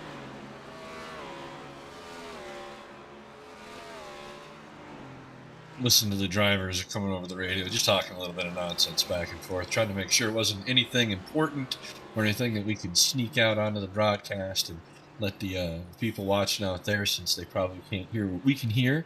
They're probably wondering why we don't put that audio on, but there's a lot of moments with outbursts that we probably couldn't get away with in some racing circles. Oh, for sure. And there's also a lot of wave arounds again, identical to the first caution. We're seeing it twice now. A lot of people get waving around because half the field had pitted when that caution came out. So extended the caution 1 lap extra again, just to bring people around. Hopefully this time there's not 4 or 5 lap cars in between the lead cars. We'll have to figure that out in just a lap, but that's a lot of cars being cycled around. Can you extend it twice as an admin on iRacing? I honestly don't know the answer to that. You can extend it, to my knowledge, as far as you want. I've seen it done 2 or 3 times in one caution. Okay. As long as you have the button in the command or the admin power to do so, you're more than welcome to press that button as many times. But only for the convenience of bringing everyone around safely. One of the very few times these admins do any type of manual calls. They're always doing the right manual calls. So you're going to have probably 1 lap left as this pace car does hit the line. We got cheerleader in the chat. Let's go Bergoli from Surfer Punkette. So you got a cheerleader out there, Mr. Paul. And don't let her down, because no pressure. You've been doing awesome. You did super well, finishing I think a 2nd place last week. And what better way to go P2 than to P1, your first 2 opening races in a new league. You got 30 some odd laps to get that done. And I wrote a new cheer for the cheerleader there too. It's rah rah ree, kick him in the knee. Rah rah ras, kick him in the other knee. You know how it goes. Anyway, did my best. What a rhyme. That was what I have a poetry gift from for it. I'm a bit Scott of a Martin. wordsmith. You're only going to hear that kind of poetry from Scott Martin. I am not that talented, sir, to rhyme knee and grass or whatever you said. Can't even recall. But pace car is back down. Paul's looking to get an excellent restart. Watch the tires spin. Even though it's only 7 laps old, they're up to temp. So we'll see what happens. Green flag is out. 67 matching the speed off Paul there, going through the gears. And that 67's been pretty strong early on the long run, or on the short runs here. On the top groove, let's see if he gets a great launch. Looks like the 8 temporarily going to clear the 67, exiting turn number 2. And Surfer Punkette likes to come back there, Scott. It says, great rhyme with a sideways laughing face and a thumbs up.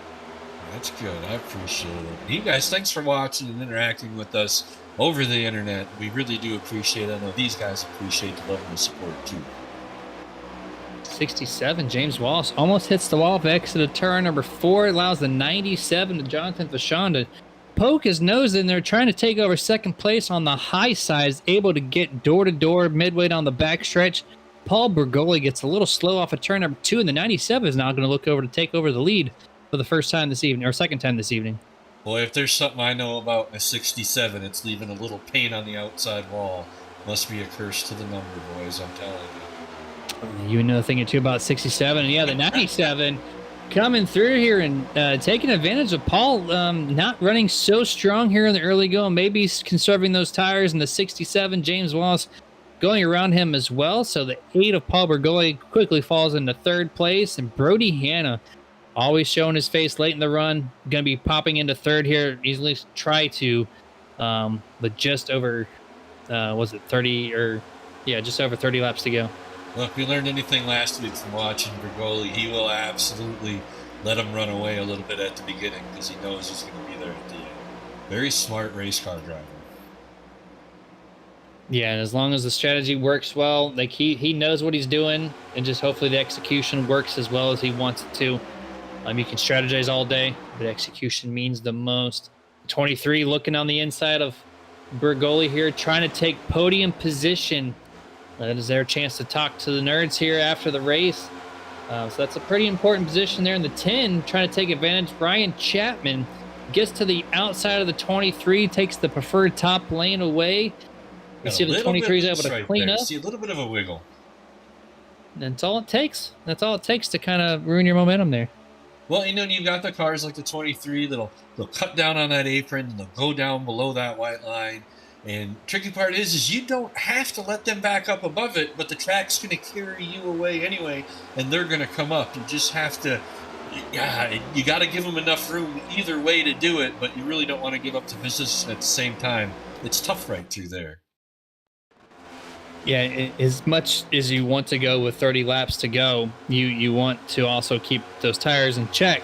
You can't just abuse them. So if you're getting loose now, that can only mean worse on the long run. So you got to kind of woe some things up and get that car more situated for the final 15 laps.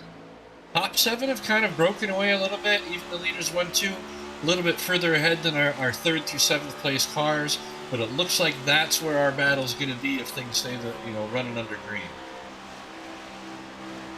We're on board with Gross right there.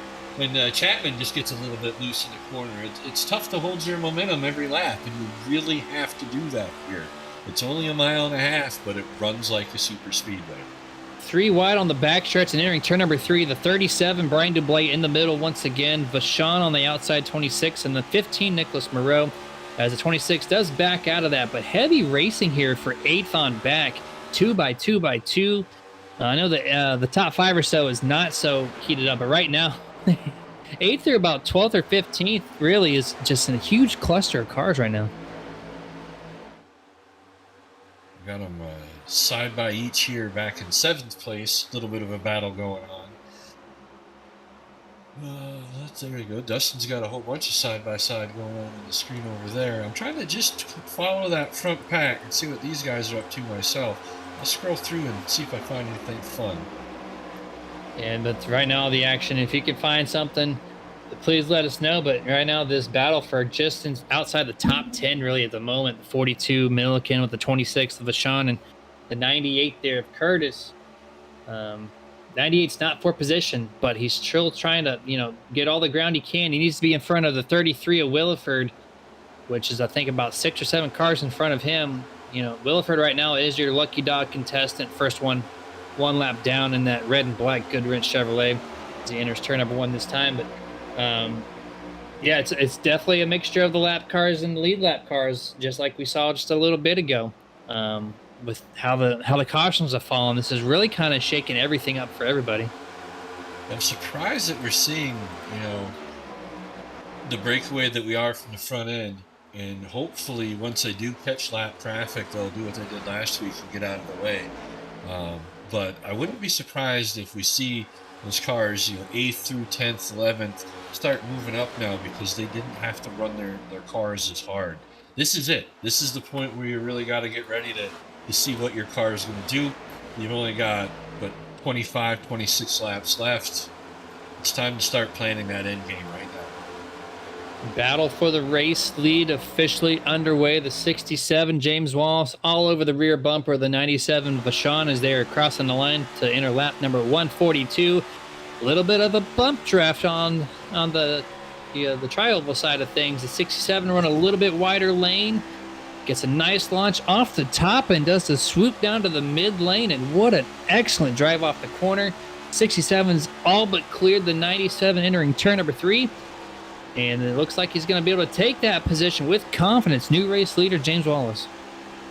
Now it makes you wonder. Oh, 97 in the wall, just a little bit, going to lose a little more momentum. You're going to see the other guys are going to close in up on him. Smart to let that go early if that was the plan. See if maybe you can get the other guy to burn his stuff up a little bit more. But typically when you do that, you're going to make that car pass you on the outside. And we all see Paul Bergoli again. He's, I think he was laying back on that start because now he is attacking the 97. He saw him hit the wall a little bit. He sees him falling back. He's trying to take advantage of that, get back into the second position. He's going to bring Brody Hanna with him. He's got the same pace as the number 8 as well. So looks like now side-by-side for second place. Yeah, he's been trying to keep himself, it looks like, about half a second away from the first and second place cars when they were running close. Now that they've split up, he's going to try to close that gap in first place and still run that half second back. I think he's trying to save as much as he can, but the 97 is not going to make it easy. A little bit into the wall again, losing a little bit of paint, throwing some sparks. Lost a lot of momentum in that corner. As Carl Edwards taught us at Kansas, you cannot wall ride, and that wall glue just eat your speed up all day. 97 again bouncing off the wall, just slightly entering turn number 1, trying to extend that entry as much as he could. A little too much there, so the 97's got some right side damage. It's going to hurt the downforce a little bit on that Chevrolet. And Wayne Grossi now behind him, trying to take over fourth. Watching that gap, and it looks like Wallace is stretching it out a little bit on Brigoli in second place. He's up to almost 8/10. Got to watch that real closely here these next few laps and see how that goes.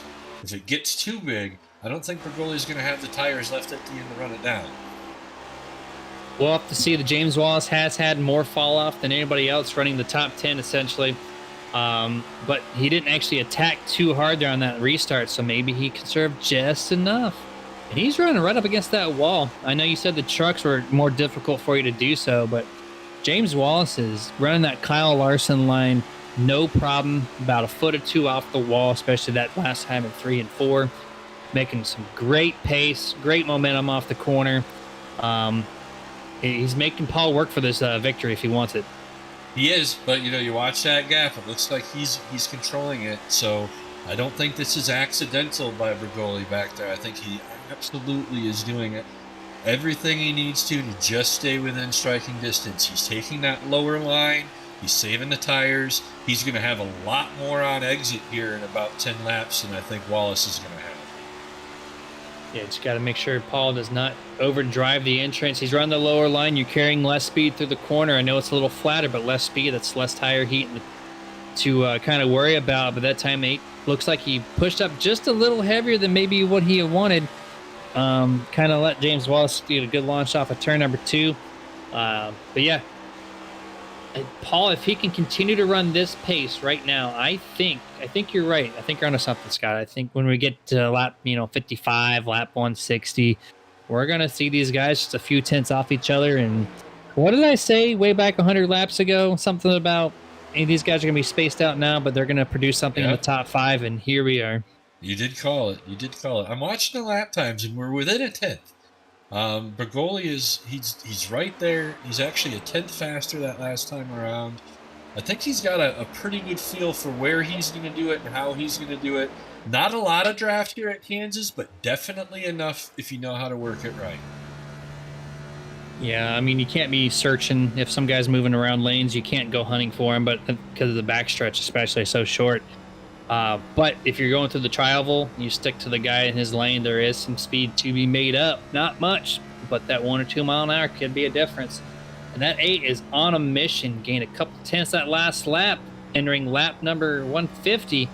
So we have 16 laps to go as they're going to cross the line this time, or 17 rather. He's going to get there a little earlier than what I was thinking. He's going to put some heavy pressure here on James in the next couple of laps. This is that point of the race, guys, where you're strapped into your iRacing race simulator. You've got your roasted gem coffee, nice and warm. You're sipping on that a little bit. You're going to load that. Make sure you got your Moonlight Speed Shop set up, loaded in. Get that eye flag blinking. Adjust your neuter tubes cap. Strap on your Martin sports glove and just press the vertical pedal on the right and bring it home. That is one hell of a setup you have there, and probably one of the most winning setups that you could present to the sim rig to get home a W. Well said there, Scott. I work out. You're also in shape too at the same time. Well said there. Here's the 8. Paul is there, you guys. He is within 2 car lengths from the 67. Did he conserve the tires enough? I think he did. I think that he's going to have that bottom line now. And if Wallace tries to come down in a block this late in the race, his tires aren't going to be able to hold up because that right front's going to be gone. Here it comes. He's going to pass him right in the corner, get him on the exit. Let's see if he gets that exit speed we talked about. Absolutely. There it is. Got that dig, saved that right rear. Not going to say he's going to check out, but if he doesn't make any mistakes, it'll be tough to beat that car right now. So what he did there was great. You know you have less banking coming off the corner and you're choked up because of the guy on top. That's normal here, right? So you want to at least match the speed on the person above you on the corner exit, and that's exactly what the 8 did. Match the speed, able to drive it into turn number 3 with confidence and able to take that position away from James Wallace. New race leader for the 3rd time, Paul Bergoli at the point. And now Brody Hand on the 23. He is in the picture. He is now under a second at 0.7 away from the race leader. Don't count out Mr. Brody Hand just yet. Well, I hope our cheerleader over there in chat is doing our new cheer because she brought Bergoli to the lead. We've been talking about it for a while. Finally made it happen.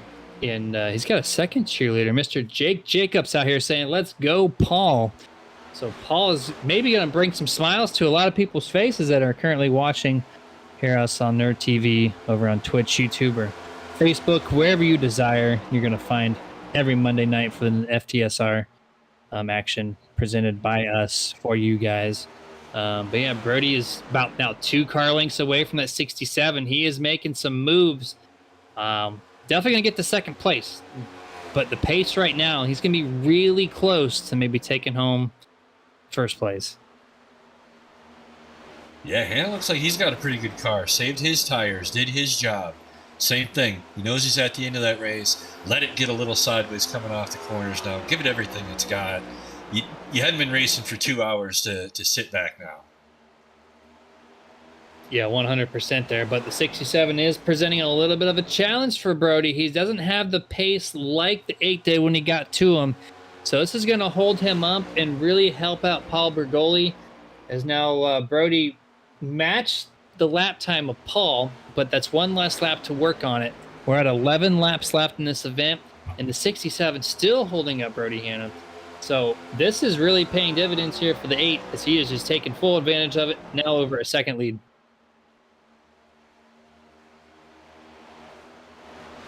And also 15 on the cars chat, on the lead lap. We've got the 8 of Paul Bergoli in front, followed by 67 of James Wallace, 23 Brody Hanna, the 7 of Wayne Grassy, and the 97 of Jonathan Vachon rounding out the top 5.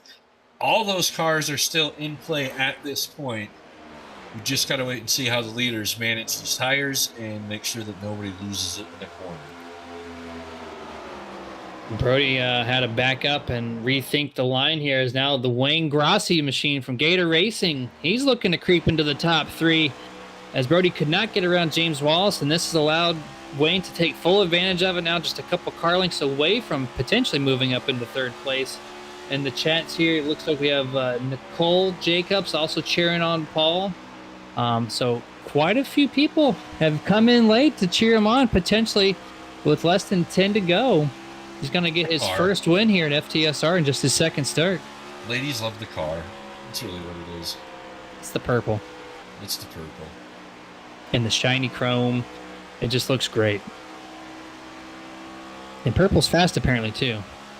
Now, what I haven't seen a lot this week, really don't want to be the guy to jinx this race, but haven't seen one finish under a green flag run yet. I hope this is the race that we get to see. The last race in Kansas I'm going to see this week. I hope this is the one. This is most likely the one. The open sessions, especially in the last 10 laps, those get pretty sketch, I would say. Even the race I was in was pretty clean up until that point. But that's all what Paul's hoping for. Just over a second over James Wallace still. And James is actually, I don't know if he's found a new lineup on the top there, maybe entering the entrance a little bit different, but he is matching the speed of Paul again. So if he can find just a little bit more pace out of the thing, maybe he can try to reel him back in. But 3rd place Brody's still holding off the 7 of Wayne Grassi, who's still trying to get into the top 3. Real surprised to see a couple of those guys still taking that line and cutting the apron, going down on the flat. I think it throws off the entry coming into the corner, especially later in the run. Just my opinion. I think I'm about a tenth faster if I stop cutting off the apron like we see here and stay above that white line. You know, there's more gain than there is not. You don't get too much damage doing that transition, so it only helps the speed on average around this facility. I feel like I lose that right rear grip that I need, 10, 15 laps after doing that. So I'll move up above that line the rest of the way myself. But again, that's in the trucks too. They're very nose heavy. They drive a lot different. Yeah, and the advantage with these cars is you have that rear diffuser. It kind of helps the air. The stiffer suspension doesn't let the car roll on the flat as much, so it's able to have a little more mechanical grip there, just enough to not kick yourself loose. So you just got to worry about the actual transition moving into the flat section. That will upset the car, but running through the actual tri-oval section on the bottom does not affect the car in any shape or form, at least from the setups that I've driven in.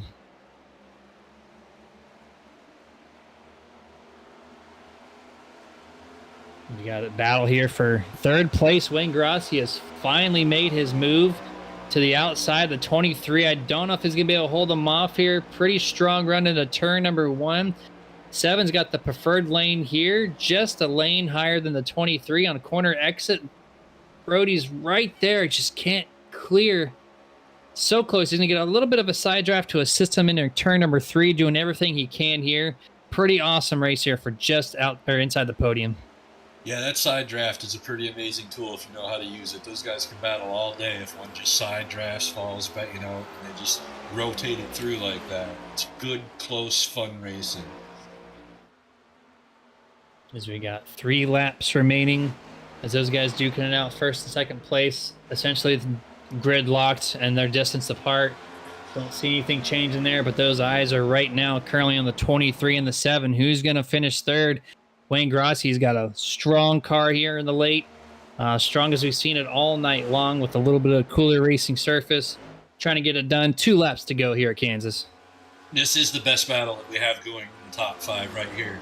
We've got a little bit going on behind these guys, but this is the battle that still has to be decided. I think everybody else has settled in. They're pretty close to where they're going to finish.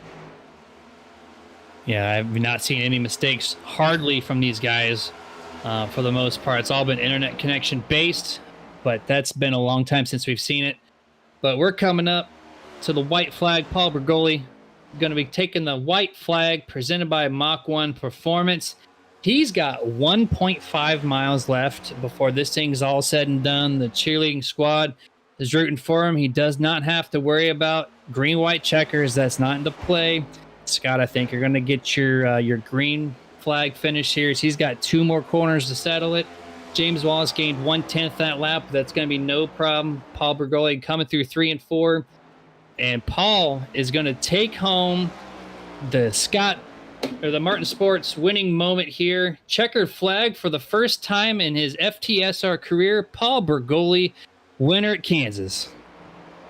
Yeah, well, I tell you, Paulster, he ran a smart race. We talked about him quite a bit today. He was a big mover when he needed to be. Just smart, level-headed guy. And their mathlete must have had better number crunching capabilities than the rest, because their strategy was to put him in front at the end, and that's what matters. Yeah, the mathlete definitely helps when you got teammates that can crunch numbers for you and tell you what to do, and they played all the cards right. You know, you're the last one to pit, and the caution did not affect you. It only helped you. It put some people that may have been in contention, took them out of contention, and he made the most of it, and he's going to burn it down now. What a way to start the season, you know. Top 2 really, for the first 2 opening races. That team's going to be it's going to be hard to deal with here. And he's right next door to me. They're in Sanford, Florida. I'm just a little further east of him, only about like 40 minutes. So I'm zoomed East out. Coast It power. actually looks like he just spun a bass clef out of his burnout right there. That was pretty neat. Talented on the burnouts too. That must mean he wins a lot if he has a signature burnout. Right? It was way better than the quarter note we saw him do last week. The chats are lighting up. We have yes, woo, from Surfer Punkit. And then Nicole also saying, F yeah, Paul, as he gets it done for you guys there on the chat. You needed all your support there and got it done. And that's going to bring... Thanks, Scott. You're welcome. That's going to bring us to our post-race unofficial grid result, or finishing results, rather, because sometimes there's penalties. So this is unofficial until everything's fully looked over. Paul Bergoli brings home the checker flag tonight. James Wallace, 2nd place. Brody Hanna is going to come home in 3rd. Wayne Grossi, 4th. Jonathan Vachon ends up in 5th. Nicholas Moreau makes a good comeback to finish 6th. Kyle Milliken, 7th place, gained 10 spots. Good run for him. Josh Mayu, 8th place. Ryan Chapman, 29th to 9th. Excellent performance from that 10 car. And to round out tonight's top 10, Alan Crowell. Scott, what you got for 11 through 20? Well, looks like Stan Carnathan managed to come in P11 with Brian Dublé, started in 7th, finished 12th. Ryan Hendrick moved himself up 3 spots from the 16th to the 13th. Justin Diltz came all the way from 25 to 14. That's a pretty solid race for that guy.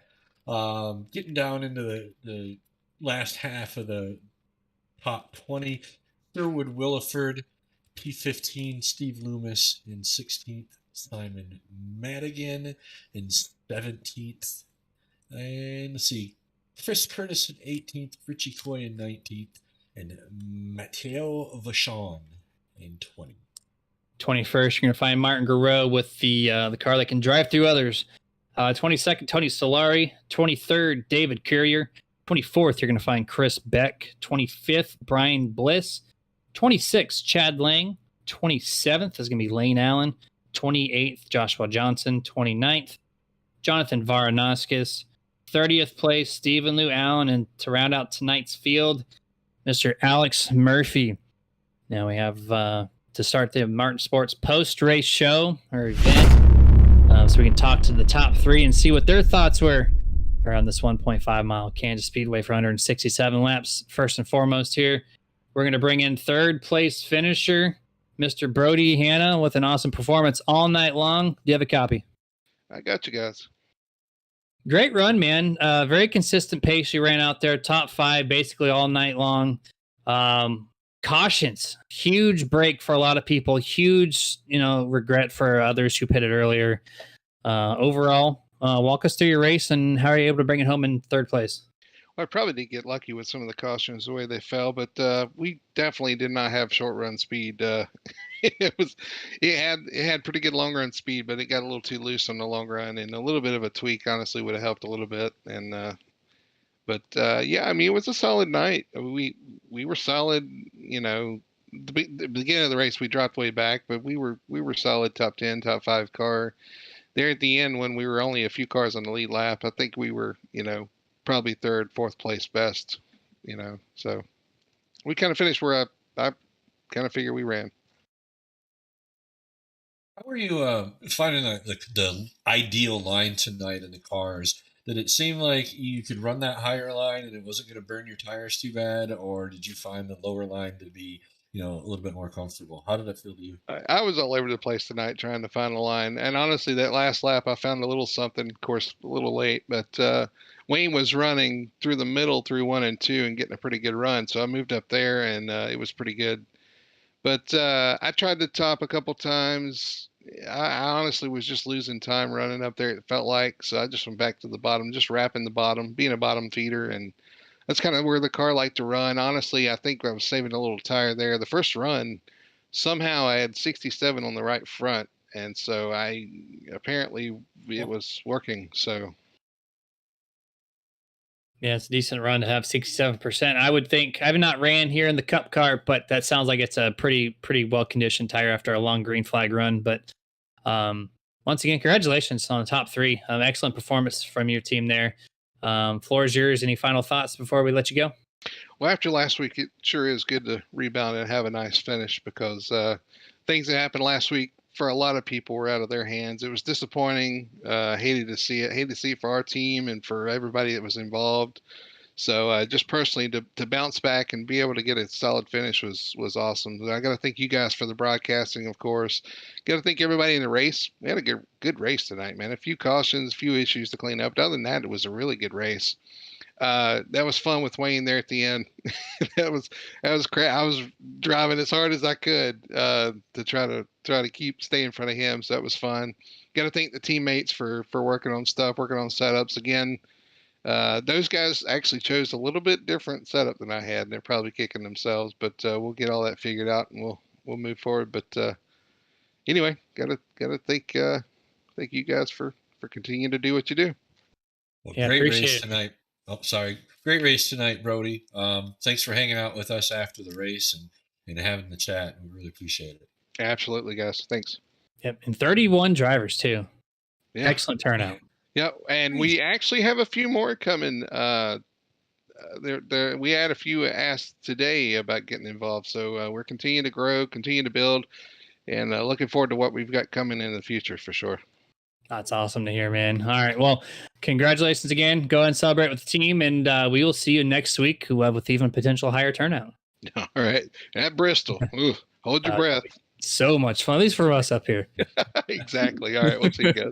All right, I'll tell you that Mach-1 sure does sponsor a good race series. Those guys got lucky. This has got to be one of the better race leagues I've seen. I'm not a broadcaster. I'm just doing a favor for a friend. But boy, when you get to come in and watch back-to-back races like this, it really makes you a fan of what these guys have put together. They've done a great job here. Well, listen, I got to tell you, Paul did an excellent job out there. There is so much talent. And honestly, anytime you can finish in the top 3, top 5, even top 10 at times with these guys, you're accomplishing something. So really, really excited about what we've got coming in the future for sure. It continues to get better, and that's what we strive for. So I appreciate the kind words, and we'll try to make it even better next week. All right, sounds good, man. Enjoy the rest of your night. Thank you. Boy, it's going to be hard for them to beat what they did this week, Jeremy. I don't know if that's even possible.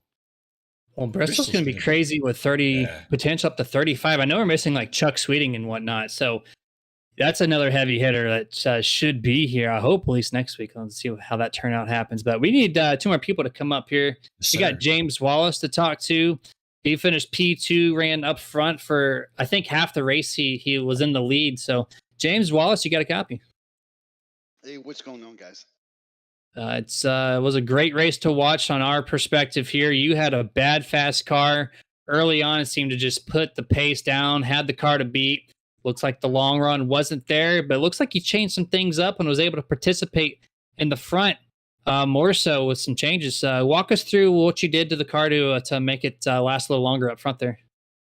Yeah, I just had to tighten it up. I mean, it was, like you said, it was definitely fast first 20, 30 laps, but like Paul, HB, a bunch of guys, the 97, I forget his name, but they would just catch back up to me after about 30. So I was tightening it up, trying to be able to run the low line a little bit, but I just really couldn't much. Yeah, we were talking about your car quite a bit through the broadcast, actually, because, well, it stands out. It's got a great number, 67, also being my number. But, we watched early on, saw you had a little bit of trouble getting into the wall. And is that what prompted you to go and make those changes? Was that later in the run? I don't recall, but I imagine that had quite a bit to do with you guys deciding to go in there and go ahead and tweak with the settings a little bit. Little bit. Hitting the wall definitely didn't it didn't help me out too much, but it was more lack of talent there than setup, to be honest, man. Fair I enough. just overshot Fair enough. that. Well, you didn't make many mistakes tonight. We watched you run really good and really strong. What were you thinking at the end on that restart? When that came through, were you thinking you're going to be able to hold Paul off, or did you think that him running that bottom line I was pissed. I was pissed off because I told my team I knew I was faster than him for 30 laps, and we had 39 to go. And I was like, I don't know how I'm going to do this. I was hoping my changes made a little help, and they kind of did. But Paul beat. I mean, I predicted 9, and I think he caught me with 13 to go or something. So, he definitely he had a real good car. I mean, especially for it's nice how green we usually go. So having that long run car is key. A key for sure, and I think the difference was he did back up the corners a little bit more on that last restart, and just kind of had a little bit more of a car at the long run. That's probably why it shorted you 4 laps there on the strategy. But you had the numbers down; it was pretty on point with what we were seeing up here. So great awareness overall on the track. But congratulations on second place. Floor is yours. You got anybody you'd like to thank before we let you go this evening? I'll just thank y'all again, man. It's cool y'all broadcast and do this. HB and Full Throttle for hosting the series and everything, and my team, Boomerang. Hopefully, have a good rest of this season. All right, man. Yeah, congratulations once again, and good luck at Bristol next week. That's with 30 plus cars. That's going to be a fun show. Yeah, definitely. We're usually, I don't know, with this league, we're green most times, if you all notice. So it should be interesting. Oh, absolutely. I'm definitely I'm super excited for it. Well, I'll secretly be rooting for the 67 every time I see it, my man. So good I job appreciate tonight. it. Congratulations. All right, man. Go ahead and celebrate with the team. Enjoy the rest of your night. Y'all appreciate it. Thank you now. Yes, sir. That was That James gives us- Wallace, second place finisher. What was that, Scott? I said that gives us a chance to bring in Paul Bergoli and see how he feels about that big win tonight. Yeah, let's get him in here in the booth. Ran a pretty strong race. I think he entered the lead 3 or 4 different times, and the last time was the right one. Mr. Paul, you got a copy? I got you guys. Congratulations, man. Excellent first 2 races in your league debut here in 2022C to round out the remainder calendar year.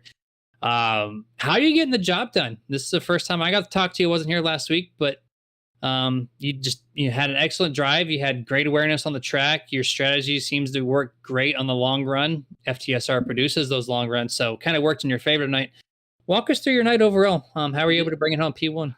Yeah, man. Bottom line, long run is really the only shot I had at this track. So that was the only play I had, and I hoped it worked out, and it did.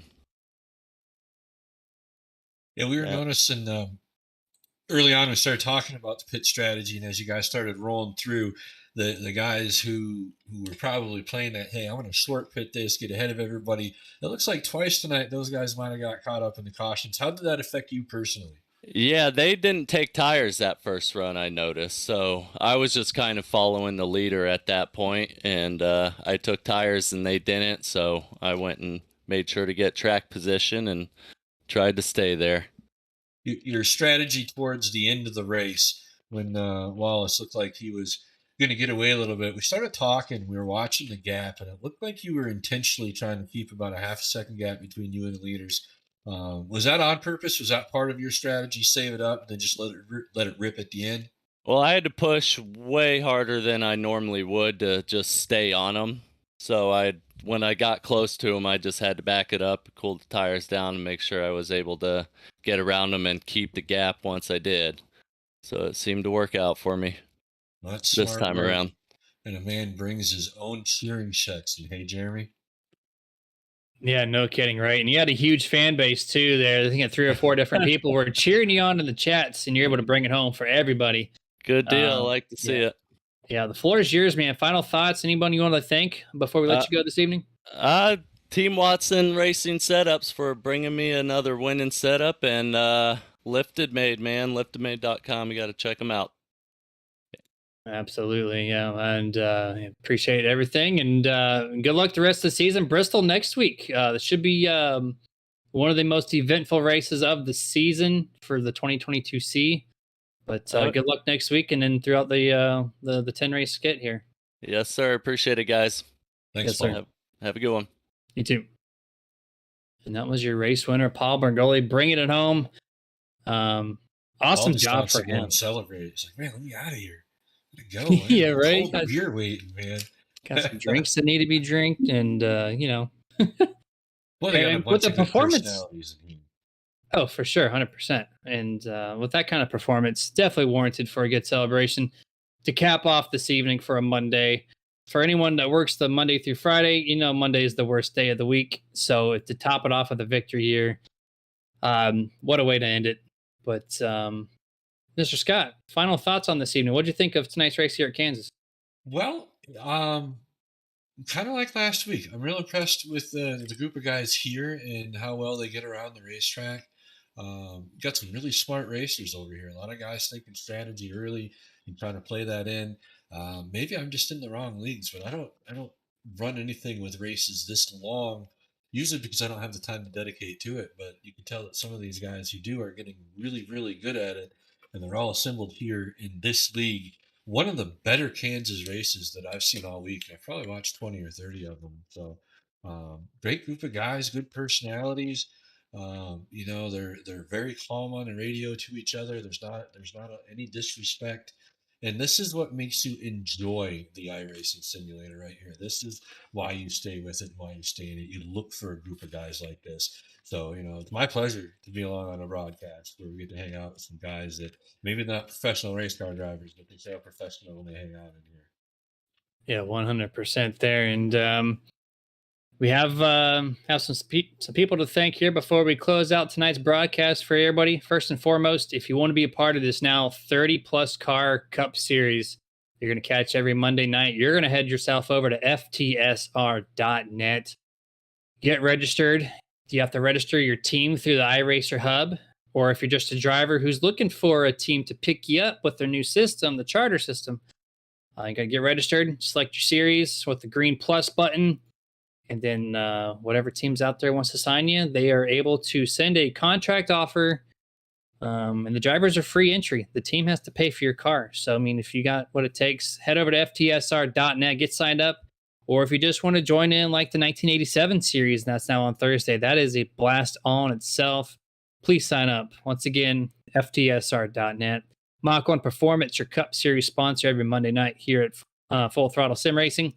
That fabrication shop that's produced winners on dirt and pavement, oval racing, like from SCCA and NASA.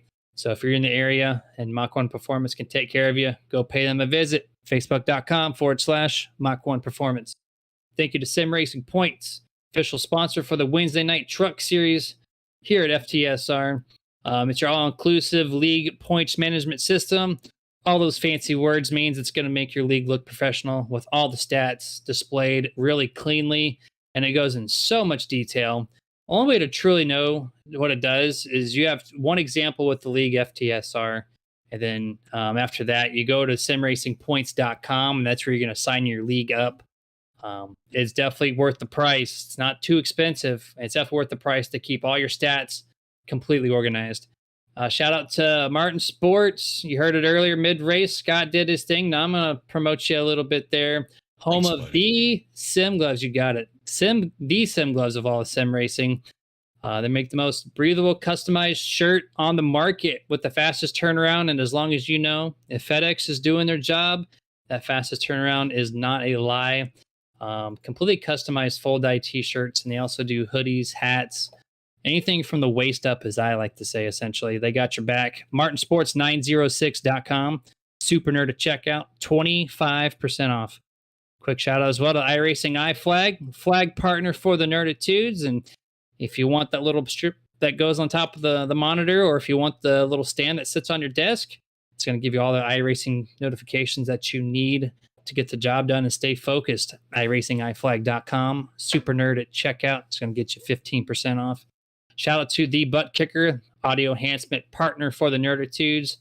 Pick up that Gamer 2 unit from thebuttkicker.com, and it's going to bring all the bumps and feels from the track directly into your sim rig, no matter if you're sitting in an actual computer chair or a little TV dinner tray chair, whatever you got there. They're going to bring out everything more realistic to your sim rig. So that's thebuttkicker.com. Moonlight Speed, official paved setup partner for the Nerditudes. If you're looking for some wins with some bad fast setups, this is the place to go at moonlightspeed.com. And then lastly, our new partner, Roasted Gems Coffee. Start your day the right way. Check out, I think, 4 to 5 different pages of different flavors for all their coffee grounds. And whatever your flavor needs are, you're going to head over to roastedgems.com.